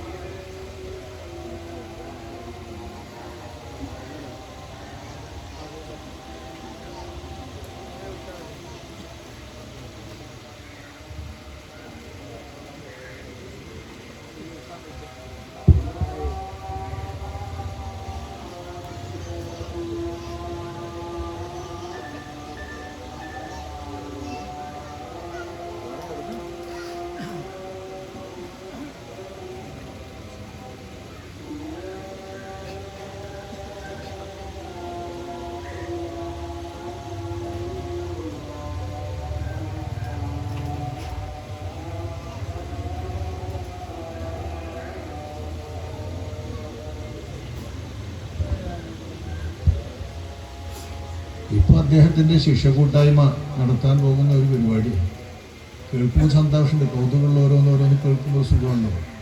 ഇമാം നബി റളിയല്ലാഹു അൻഹുവിൻ്റെ എന്നോട് പഠിപ്പിച്ച് ഞാൻ നോക്കിയിട്ടുണ്ട്. നോക്കുമ്പോൾ 40 ഹദീസാണ്. അപ്പോൾ എന്തിനാണ് മൂപ്പർ കേടുന്നത് ഞാൻ കരുതി പുതിയ മൗലൂദറ്റ മൂപ്പർ മേലിൽ ഉണ്ടാക്കിയിട്ടുണ്ടോ എന്നിട്ട് നോക്കിയത്. അപ്പോൾ 40 ഹദീസാണ് ഇമാം നബി. അപ്പോൾ അത് വെച്ചിട്ട് അവരുടെ കുടുംബങ്ങൾക്ക് അവരുടെ ഭാര്യ മക്കൾ അടങ്ങുന്ന, അതായത് ഇവരുടെ ഈ ശിക്ഷ കൂട്ടായ്മയിൽ അകപ്പെട്ടവരുടെ കുടുംബങ്ങൾ അടങ്ങുന്ന ഒരു വൃത്തം, ആ വൃത്തത്തിൽ വലയത്തിൽ ഒതുങ്ങിക്കൊണ്ട് എൽമിയായി അവർക്ക് വേണ്ടുന്ന നിലയിലുള്ള വിവരങ്ങൾ നൽകാൻ വേണ്ട ഒരു സംരംഭം. ആ സംരംഭമാണ് അവർ ആരംഭിക്കുന്നത്. അതിൻ്റെ തുടക്കമായിട്ടാണ് ഇമാം നബിയുടെ 40 ഹദീസിൻ്റെ ഭാഗം വലിയ ഉസ്താദിനെ കൊണ്ട് എഴുതി ഒന്ന് ഉദ്ഘാടനം ചെയ്യിക്കുക ഇവിടെ വെച്ചെന്ന് പറയുന്നത്. എല്ലാം അല്ലാഹു തആല കബൂലാക്കുമാറാവട്ടെ. ഞാൻ പറയുന്നത് ഇത്തരം നല്ല നല്ല നല്ല സേവനങ്ങളൊക്കെ നമ്മൾ ചെയ്യുന്നത്, ഇവർ ചെയ്യുന്നത് ഉസ്താദിന് വേണ്ടിയാണ്. ആ ഉസ്താദിന് വേണ്ടി ചെയ്യുന്ന ഈ സേവനങ്ങൾ മഹാനായ ഇമാമുൽ റാസി റളിയല്ലാഹു തആല അൻഹു തങ്ങൾ അദ്ദേഹത്തിൻ്റെ വസിയ്യത്തിൻ്റെ അവസാന ഭാഗത്ത് പറയുന്നത്, എൻ്റെ ഇഷ്ടക്കാരോടും എൻ്റെ വിദ്യാർത്ഥികളോടും എന്നെ പഠിച്ചിട്ടുള്ളവരോടും, അതിൽ നമ്മളൊക്കെ പെടും. മൂപ്പര വിദ്യാർത്ഥികൾ എന്നാൽ നേരെ മൂപ്പര പഠിപ്പിച്ചു കൊടുത്തവർ മാത്രമല്ല, കീപ്പെട്ട് മൂപ്പര ഇന്ന് പഠിച്ച നമ്മളൊക്കെ മൂപ്പരുടെ തലാമിൽ തന്നെയാണ്. അവരോടൊക്കെ ഞാൻ വസിയ്യത്ത് ചെയ്യുന്നത്, എനിക്ക് വേണ്ടി ഖുർആൻ പാരായണം ചെയ്യാനും എനിക്ക് വേണ്ടി ദുആ ചെയ്യാനും എനിക്ക് വേണ്ടി എൻ്റെ ഖബറിങ്ങൾ, അത് അന്നത്തെ ആൾക്കാരോട് തന്നെ എൻ്റെ ഖബറുകൾ വന്നുകൊണ്ട് ചുറ്റും വന്നുകൊണ്ട് ഓതാനും ഒക്കെ വസിയ്യത്ത് ചെയ്യുന്നു. ഇമാം റാസിയെപ്പോലുള്ള അവർ ചെയ്യുന്ന ആ വസിയ്യത്തിൽ അവർ അർപ്പിക്കുന്ന പ്രതീക്ഷ, അവർ കാണുന്ന പ്രത്യാശ എത്രയാണെന്ന് നമ്മൾ നോക്കുക. അത്തരം സൽക്രമങ്ങൾ ചെയ്യാനുള്ള സൗകര്യം വിശാലമായ ഈ ശരീഅത്തിൽ അല്ലാഹു സുബ്ഹാനഹു വ തആല നമുക്ക് നൽകിയത് അനുഭവിക്കുന്നവരാണ് നമ്മൾ സുന്നികൾ. അല്ലാത്തവർ നഷ്ടകാരികളായിപ്പോയി. കാരണം മരിച്ചതിൻ്റെ ശേഷം ഓർക്കും വേണ്ടി ഒന്നും ചെയ്യേണ്ട, ചെയ്തിട്ടൊരു കാര്യമില്ലെന്ന് പറഞ്ഞാൽ എത്ര പോയത്തക്കാരാണ്. ഓലിതൊക്കെ കൂടി കാണുമ്പോൾ വല്ലാതെ നിരാശർക്ക് കൊടുക്കും. അതിന് പ്രയാസപ്പെടണമെന്നില്ല, ആലോചിച്ചൊന്ന് മനസ്സിലാക്കി സത്യം മനസ്സിലാക്കി ശരിക്കും സത്യത്തിൻ്റെ കൂടെ നിന്നാൽ മതി. നമ്മൾ അനുഭവിക്കുകയാണ്. കാരണം മരണപ്പെട്ടതിൻ്റെ ശേഷവും അവർക്ക് വേണ്ടിയുള്ള അമലുകൾ അപൂർവം തുടരാനുള്ള ഒരവസരം അവരുടെ പേരിൽ തന്നെ രേഖപ്പെടുത്തുന്ന ആ അമലുകളാണ് ഇവിടെ നടന്നുകൊണ്ടിരിക്കുന്നത്. ഇൽമിൻ്റെ സേവനങ്ങളാണ് നടന്നുകൊണ്ടിരിക്കുന്നത്. മറ്റുള്ള ഹൈറായ നല്ല നല്ല ഹസനാത്തുകളാണ് നടന്നുകൊണ്ടിരിക്കുന്നത്. ഇതെല്ലാം നമ്മളുടെ പ്രിയങ്കരനായ അബ്ദുറഹീം മുസ്ലിയാർക്ക് അല്ലാഹു സുബ്ഹാനഹു വ തആല നൽകുകയും അതിൻ്റെ എല്ലാം പേരിൽ ദറജകൾ ഉയർത്തുകയും ചെയ്യട്ടെ. അവരുടെ ഹസനാത്തുകൾ വർദ്ധിപ്പിക്കട്ടെ. അവർക്ക് കിട്ടുന്ന എല്ലാ തരത്തിലുള്ള ഫളലുകളുടെയും പുണ്യങ്ങളുടെയും ചെറിയ ശേഷിപ്പ് അവരുടെ ശിഷ്യഗണങ്ങൾക്കും മക്കൾക്കും കുടുംബത്തിനും ഇഷ്ടക്കാർക്കും എല്ലാം അല്ലാഹു തആല നൽകുമാറാവട്ടെ. അദ്ദേഹത്തെയും നമ്മയും അല്ലാഹു സുബ്ഹാനഹു വ തആല മുത്തുനബിയോടൊപ്പം സ്വർഗത്തിൽ പ്രവേശിപ്പിച്ച് അവിടുത്തെ ജിവാറിൽ വസിപ്പിക്കുന്ന മഹാഭാഗ്യം നൽകി അനുഗ്രഹിക്കുമാറാവട്ടെ. അൽഹംദുലില്ലാഹി റബ്ബിൽ ആലമീൻ. അസ്സലാമു അലൈക്കും വറഹ്മത്തുള്ളാഹി. അൽഹംദുലില്ലാഹ്. നമ്മുടെ പരിപാടി അവസാനത്തേക്ക് പോവുകയാണ്. ഇനി നമുക്ക് നമ്മുടെ കോഴ്സിൻ്റെ ഉദ്ഘാടനം നടക്കാനുണ്ട്. സമയം വൈകിട്ടില്ല, 12:30 മണിയായിട്ടുള്ളൂ. അത് കഴിഞ്ഞാൽ ദുആ കഴിഞ്ഞ് നമ്മൾ പിരിയും. ബഹുമാനപ്പെട്ട ഉസ്താദ് അവർക്കുള്ള ഒരു കാര്യം കൂടെ ഞങ്ങൾ ഓർമ്മപ്പെടുത്തുകയാണ്.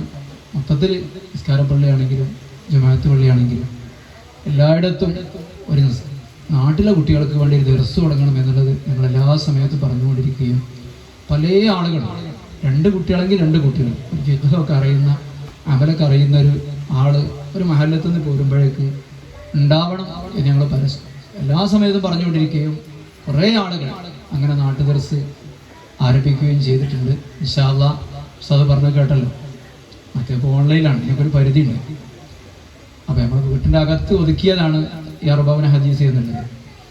ഇൻഷാ അല്ലാഹ് നമ്മുടെ ഉസ്താദിൻ്റെ ആ ഇൽമിൻ്റെ നസ്ർ, ഉസ്താദ് അതിനു വേണ്ടിയാണ് ജീവിച്ചത്. എല്ലാവരും ഉസ്താദന്മാരെ സാക്ഷിയാക്കി പറയണം. ചെറിയൊരു നിസ്കാര പള്ളിയാണെങ്കിലും, ഒരു 10 വീടുള്ള നിസ്കാര പള്ളിയാണെങ്കിലും, ഒരു 2 ആളെ വിളിച്ചിട്ട് ഒരു മുത്തഫരീദും അതിൻ്റെ ഒരു വിശദീകരണമെങ്കിലും കൊടുത്തിട്ട് ഒരു ഫിഖ്ഹും അമലും അറിയുന്ന 2 ആളുകളെ ബാക്കി വെച്ചിട്ട് വേണം നമ്മൾ ആ മഹലിൽ നിന്ന് പോരാൻ. ഇൻഷാ അല്ലാഹ് പലരും ചെയ്തിട്ടുണ്ട്, സന്തോഷം അറിയിക്കുകയാണ്. അതുപോലെ നമ്മുടെ ഉസ്താദിനെ വല്ലാതെ ഇഷ്ടപ്പെട്ടിരുന്ന ഒരാളാണ് PA മുഹമ്മദ് ബാക്കവി. കഴിഞ്ഞ ദിവസം മരണപ്പെട്ട, അല്ലാഹു മഗ്ഫിറത്തും മർഹമത്തും കൊടുക്കട്ടെ. ഉസ്താദിനെ കുറിച്ച് കാണുമ്പോഴൊക്കെ പറയും, നിങ്ങളെ ഉസ്താദിന് അജബാണ് എന്ന് എന്നോട് പറയും. നിങ്ങളുടെ ഉസ്താദിന് അജബാണ്, വല്ലാത്ത ഹിമ്മത്തുള്ളൊരു മനുഷ്യൻ. നമ്മുടെ സംഗമത്തിൽ, കൊയ്യോട് സംഗമത്തിൽ ഉസ്താദിൻ്റെ അനുവാദത്തോടു കൂടെ പ്രഭാഷണം നടത്താൻ വേണ്ടി കുഞ്ഞു ബാക്കവി വന്നിട്ടുണ്ടായിരുന്നു. ഉസ്താദിന് ഭയങ്കര മഹബത്തായിരുന്നു. ഉസ്താദിന് അങ്ങോട്ടും അങ്ങനെ തന്നെ. ഇന്ന് പോരുമ്പോൾ കുഞ്ഞു ബാപ്പൻ്റെ ഉമ്മ ആമിയൂറിൻ്റെ മകൾ എന്നോട് പറഞ്ഞു, നിങ്ങളെ ഉസ്താദ് എൻ്റെ അടുത്ത് വന്നിട്ടുണ്ട്, എന്നിട്ട് എൻ്റെ കൂടെ നിങ്ങൾ പോയി കാറിൽ ആമിയൂർക്ക് ആക്കിത്തരാം എന്നൊക്കെ പറഞ്ഞ് കുറേ തമാശയും കറിയൊക്കെ പറഞ്ഞ് ഒരുപാട് വട്ടം എൻ്റെ അടുത്ത് വന്നിട്ടുണ്ട് എന്ന് പറഞ്ഞു. അപ്പോൾ ഇങ്ങനെയുള്ള ഒരു ധന്യനായ ഒരു മനുഷ്യനെ നമുക്ക് അള്ളാഹു നൽകി, അൽഹംദുലില്ലാഹ്. അതുപോലെ ഒരൊറ്റ കാര്യം കൂടെ പറയാണ്, നമ്മുടെ ഉസ്താദിൻ്റെ പേരിൽ തന്നെ നടക്കുന്ന മർഹമ എന്ന് പറയുന്ന റിലീഫ് സെല്ല്,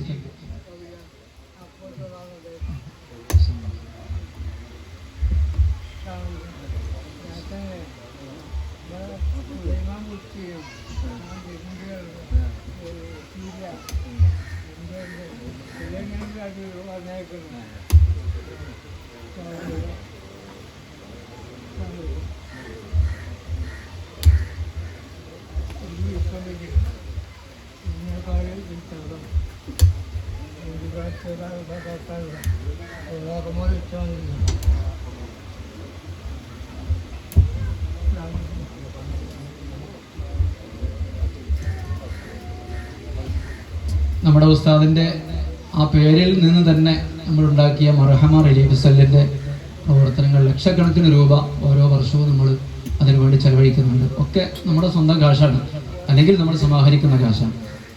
നമ്മുടെ കയ്യിൽ നടക്കുന്ന വീട്, നമ്മുടെ കൂട്ടത്തിൽപ്പെട്ട ഒരാളുടെ പാലക്കാട് ജില്ലയിലെ വീട് ഇൻഷാ അല്ലാഹ് റബീഉൽ അവ്വലിന് കുടിയിരിക്കാൻ വേണ്ടി തീരുമാനിച്ചിട്ടുണ്ട്. ഇനി തേപ്പും കുറച്ച് കാര്യം കൂടെ ബാക്കിയുള്ളൂ. നമ്മുടെ ഉസ്താദിൻ്റെ പേരിലുള്ള മർഹമയുടെ ആദ്യത്തെ ഒരു വീടാണ്. വളരെ ആവശ്യമാണ്, എല്ലാവരും സഹകരിച്ചിട്ടുണ്ട്. ആ കാര്യം കൂടെ ഓർമ്മപ്പെടുത്തുകയാണ്. ബഹുമാനപ്പെട്ട കുഞ്ഞു ബാക്കവിക്ക് വേണ്ടി ഈ മജ്‌ലിസിൽ ദുആ ഉണ്ടാകും.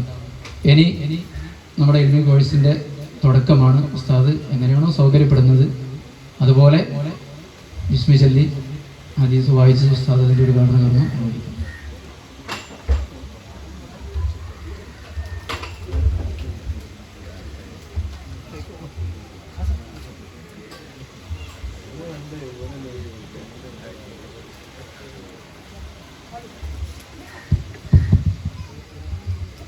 നമ്മൾ ഇതുവരെ പറഞ്ഞ ഇമാം നബവി തങ്ങളുടെ അർബാവുൽ ഹദീസിൻ്റെ ഉസ്താദിന് സൗകര്യപ്പെടുന്ന രീതിയിലുള്ള ഒരു ഉദ്ഘാടനമാണ്. വലിയ ബർക്കത്താണ്. എല്ലാവരും അതിൽ അംഗങ്ങളാവണമെന്ന് അഭ്യർത്ഥിക്കുന്നു. ഉസ്താദ് ഉദ്ഘാടനം ചെയ്യും. ബിസ്മില്ലാഹിർ റഹ്മാനിർ റഹീം. വസ്സലാത്തു വസ്സലാമു അലാ സയ്യിദിനാ മുഹമ്മദിൻ വഅലാ ആലിഹി വസഹ്ബിഹി അജ്മഈൻ. لا عمل إلا بنية. عن أمير المؤمنين أبي حفص عمر بن الخطاب رضي الله عنه قال سمعت رسول الله صلى الله عليه وسلم يقول إنما الأعمال بالنيات وإنما لكل امرئ ما نوى ومن كانت هجرته إلى الله ورسوله فهجرته إلى الله ورسوله ومن كانت هجرته لدنيا يصيبها أو امرأة ينكحها فهجرته إلى ما هاجر إليه. صلى الله تعالى وسلم على خير سيدنا محمد وآله وصحبه أجمعين. الحمد لله رب العالمين رب زدنا علما فهما وعافنا وارزقنا حامدا رب التمم بالخير والسعادة آمين برحمتك يا أرحم الراحمين. നമ്മുടെ ഉസ്താദിൻ്റെ ശിഷ്യന്മാരിൽ ഒരുപാട് ആളുകൾ ദർസ് നടത്തുന്നവരുണ്ട്, കോളേജുകളിലും മറ്റും. ഉസ്താദിൻ്റെ പാരമ്പര്യത്തിൽ ദർസ് നടത്തുന്ന പ്രഗത്ഭമായ 2 ദർസുകളാണ് മാനപ്പ നടത്തുന്ന ദർസും യൂനുസ് ബാക്കവി നടത്തുന്ന ദർസും. നമ്മുടെ സംഘടനയുടെ എല്ലാവിധ സപ്പോർട്ടും അതിനുണ്ടാവാറുണ്ട്. നമ്മുടെ അംഗങ്ങൾ എന്ന രീതിയിൽ ഈ വർഷവും കഴിഞ്ഞ വർഷവുമായി ബിരുദ പഠനം പൂർത്തിയാക്കിയ 8 വിദ്യാർത്ഥികൾക്കുള്ള ഉപഹാരം ബഹുമാനപ്പെട്ട ഉസ്താദ് അവர்கள் അവിടെ ഇരുന്നു കൊണ്ട് നിർവഹിക്കും. അത് സ്വീകരിക്കുന്നതിന് വേണ്ടി ക്ഷണിക്കുകയാണ്. അവരൊന്ന് സ്വീകരിക്കേണ്ട ആൾക്കാർ പെട്ടെന്ന് വരണേ. ആദ്യമായി റാങ്ക് ജേതാക്കളായ 2 പേർക്കുള്ള ഉപഹാരമാണ്.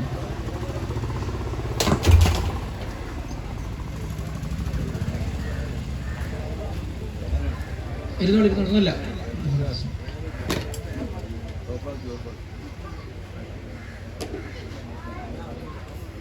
ഉപഹാരം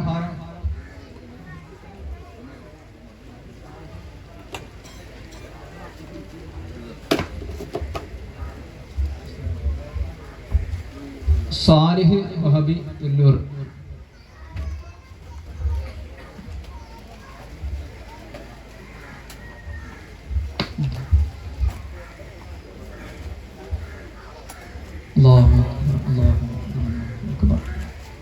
ഫൈറൂസ് ദാറാനി പുല്ലഞ്ചേരി.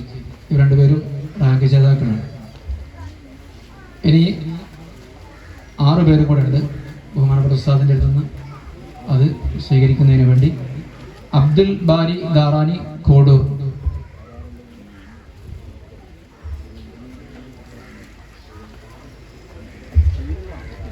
പെട്ടെന്ന് വരുന്ന സമയം. നിഹാദ് ദാറാനി വലിയോറ.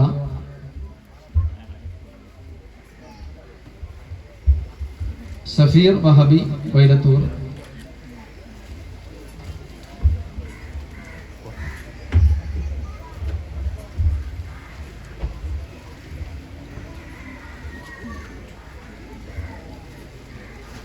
മുഹമ്മദ് ഫാദിൽ ബാക്കവി കിടങ്ങഴി.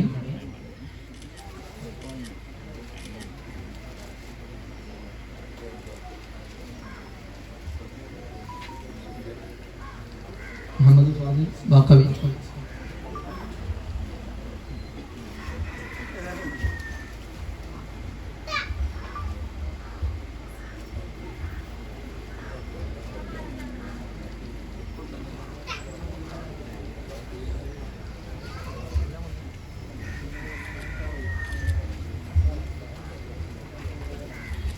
മുഹമ്മദ് ഉനൈസ് ദാറാനി പുല്ലൂർ ഉസ്താദിന്റെ മോനാണ്.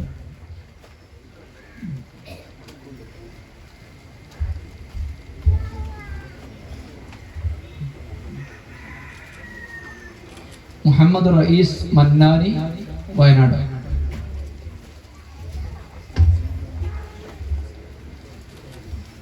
ഇനി ദ്വാലേക്ക് കടക്കുകയാണ്. അതിനു മുമ്പ് കുറച്ച് ആളുകൾ മാനുപ്പ അറിയിച്ചത് പ്രകാരം കുറച്ച് ആളുകൾ നോമ്പുകാരുണ്ടാവും.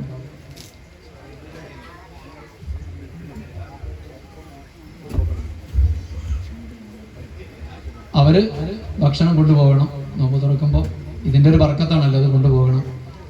ബാക്കി ഉസ്താദിന്റെ ശിഷ്യന്മാരല്ലാത്തവരൊക്കെ ഈ പരിപാടി കഴിഞ്ഞ ഉടനെ ഇവിടുന്ന് ഭക്ഷണം കഴിക്കുക. ഉസ്താദിന്റെ ശിഷ്യന്മാർക്കുള്ള സൗകര്യം ഇത് കഴിഞ്ഞിട്ടേ ഉണ്ടാവുള്ളൂ. നമ്മുടെ സംഗമം അവിടെ മുറ്റത്ത് വെച്ച് നടക്കുകയാണ്. 12:30 മണിയായിട്ടുള്ളൂ. നമുക്ക് ഒരൊറ്റ ദിവസമല്ലേ ഉള്ളൂ, വേറെ അല്ലല്ലോ നമ്മൾ കൂടുന്ന ദിവസം. അപ്പോൾ അല്പ ക്ഷമയോടുകൂടി ഇന്നത്തെ പരിപാടിയിൽ എല്ലാവരും സംഗമിക്കണമെന്ന് കൂടണമെന്ന് അഭ്യർത്ഥിക്കുകയാണ്. അത് കഴിഞ്ഞിട്ട് ഉസ്താദിൻ്റെ ഇപ്പം നടക്കുന്ന ദർസുണ്ടല്ലോ, ദർസിലെ വിദ്യാർത്ഥികളും TKS-ന്റെ മുതിർന്ന ആളുകളും തമ്മിലുള്ള ഒരു സ്നേഹ സംഗമം കൂടെ ഉണ്ട്. അതിലവരെയും TKS-ന്റെ പ്രവർത്തകരെയും ക്ഷണിച്ചുകൊണ്ട് നമ്മുടെ ദുആ.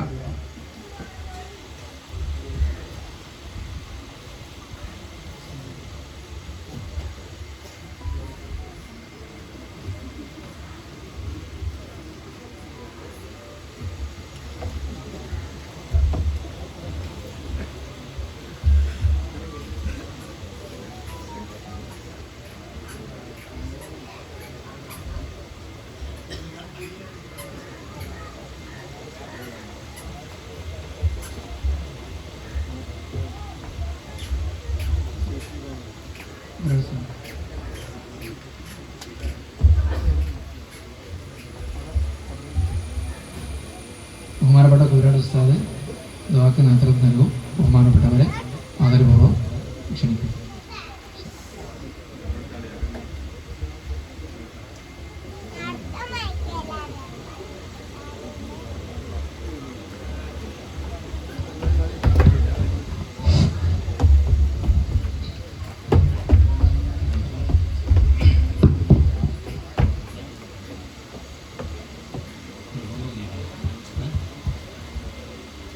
بسم الله الرحمن الرحيم قل هو الله احد الله الصمد لم يلد ولم يولد ولم يكن له كفوا احد بسم الله الرحمن الرحيم قل هو الله احد الله الصمد لم يلد ولم يولد ولم يكن له كفوا احد بسم الله الرحمن الرحيم قل هو الله احد الله الصمد لم يلد ولم يولد ولم يكن له كفوا احد بسم الله الرحمن الرحيم قل أعوذ برب الفلق من شر ما خلق ومن شر غاسق إذا وقب ومن شر النفاثات في العقد ومن شر حاسد إذا حسد بسم الله الرحمن الرحيم قل أعوذ برب الناس ملك الناس إله الناس من شر الوسواس الخناس الذي يوسوس في صدور الناس من الجنة والناس الحمد لله رب العالمين حمدا يوافي نعمه ويكافئ مزيدا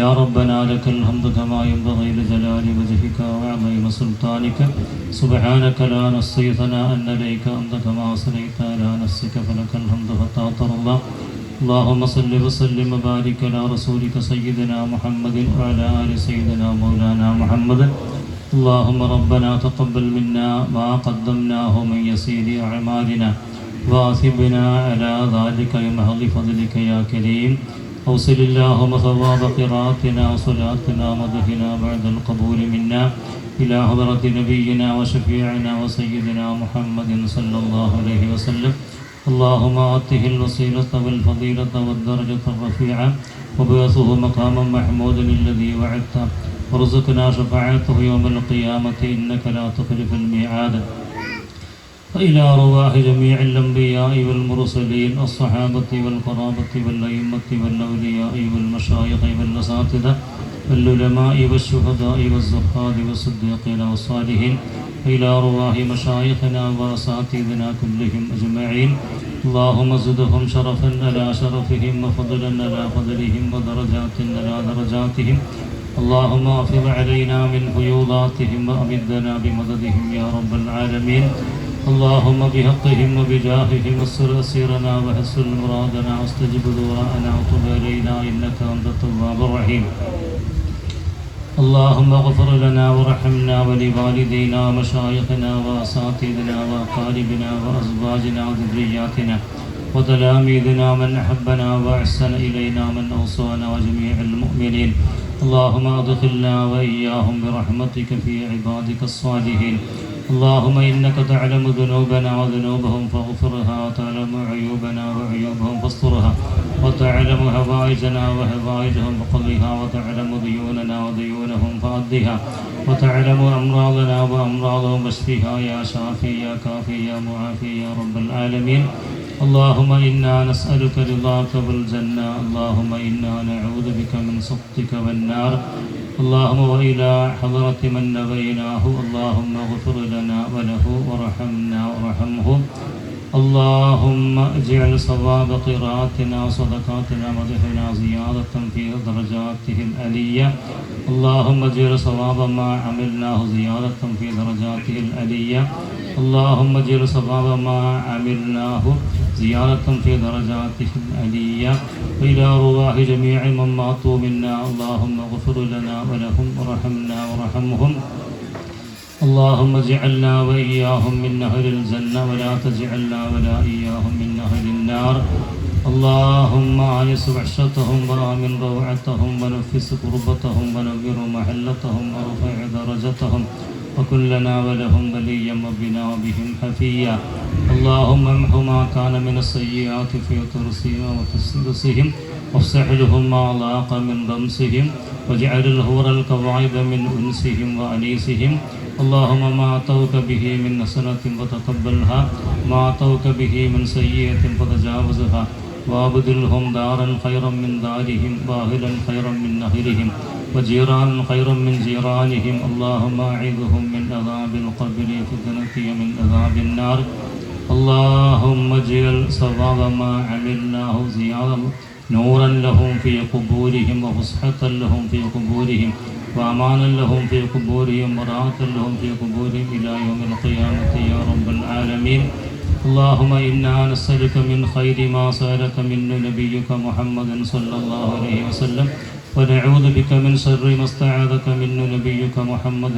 صلى الله عليه وسلم وأنت المستعان وعليك البلاغ ولا حول ولا قوة إلا بالله ربنا آتنا من لدنك رحمة وهيئ لنا من أمرنا رشدا ربنا آتنا من لدنك رحمة وهيئ لنا من أمرنا رشدا ربنا آتنا من لدنك رحمة وهيئ لنا من أمرنا رشدا ما قضيت لنا من أمر فاجعل عاقبته رشدا اللهم اجعل جميع حركاتنا وسكناتنا في طاعتك مرضاتك محبتك يا رب العالمين اللهم ربنا تقبل منا جميع أعمالنا اللهم ربنا تقبل منا جميع ما عملناه أنت يا رب العالمين اللهم إنا نسألك من الخير كله عاجله وآجله ما علمناه منه وما لم نعلم ونعوذ بك من الشر كله عاجله وآجله ما علمناه منه وما لم نعلم اللهم اجعل جمنا هذا جما مرحوما تفرقنا بعده تفرقا معصوما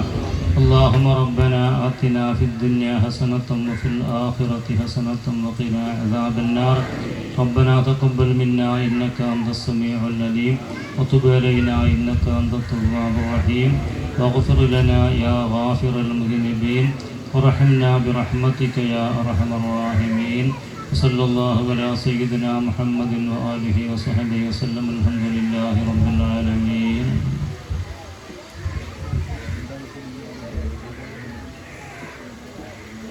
അസ്സലാമു അലൈക്കും വറഹ്മത്തുള്ളാഹി വബറകാതുഹു. പ്രിയപ്പെട്ട ഉസ്താദുമാര്, സ്നേഹിതന്മാര്, ജ്യേഷ്ഠാനുജന്മാര്, അല്ലാഹു ഇതുപോലെ നമ്മുടെ അഭിമന്യ ഗുരുവര്യരുടെ കൂടെ മുത്തനബി സല്ലല്ലാഹു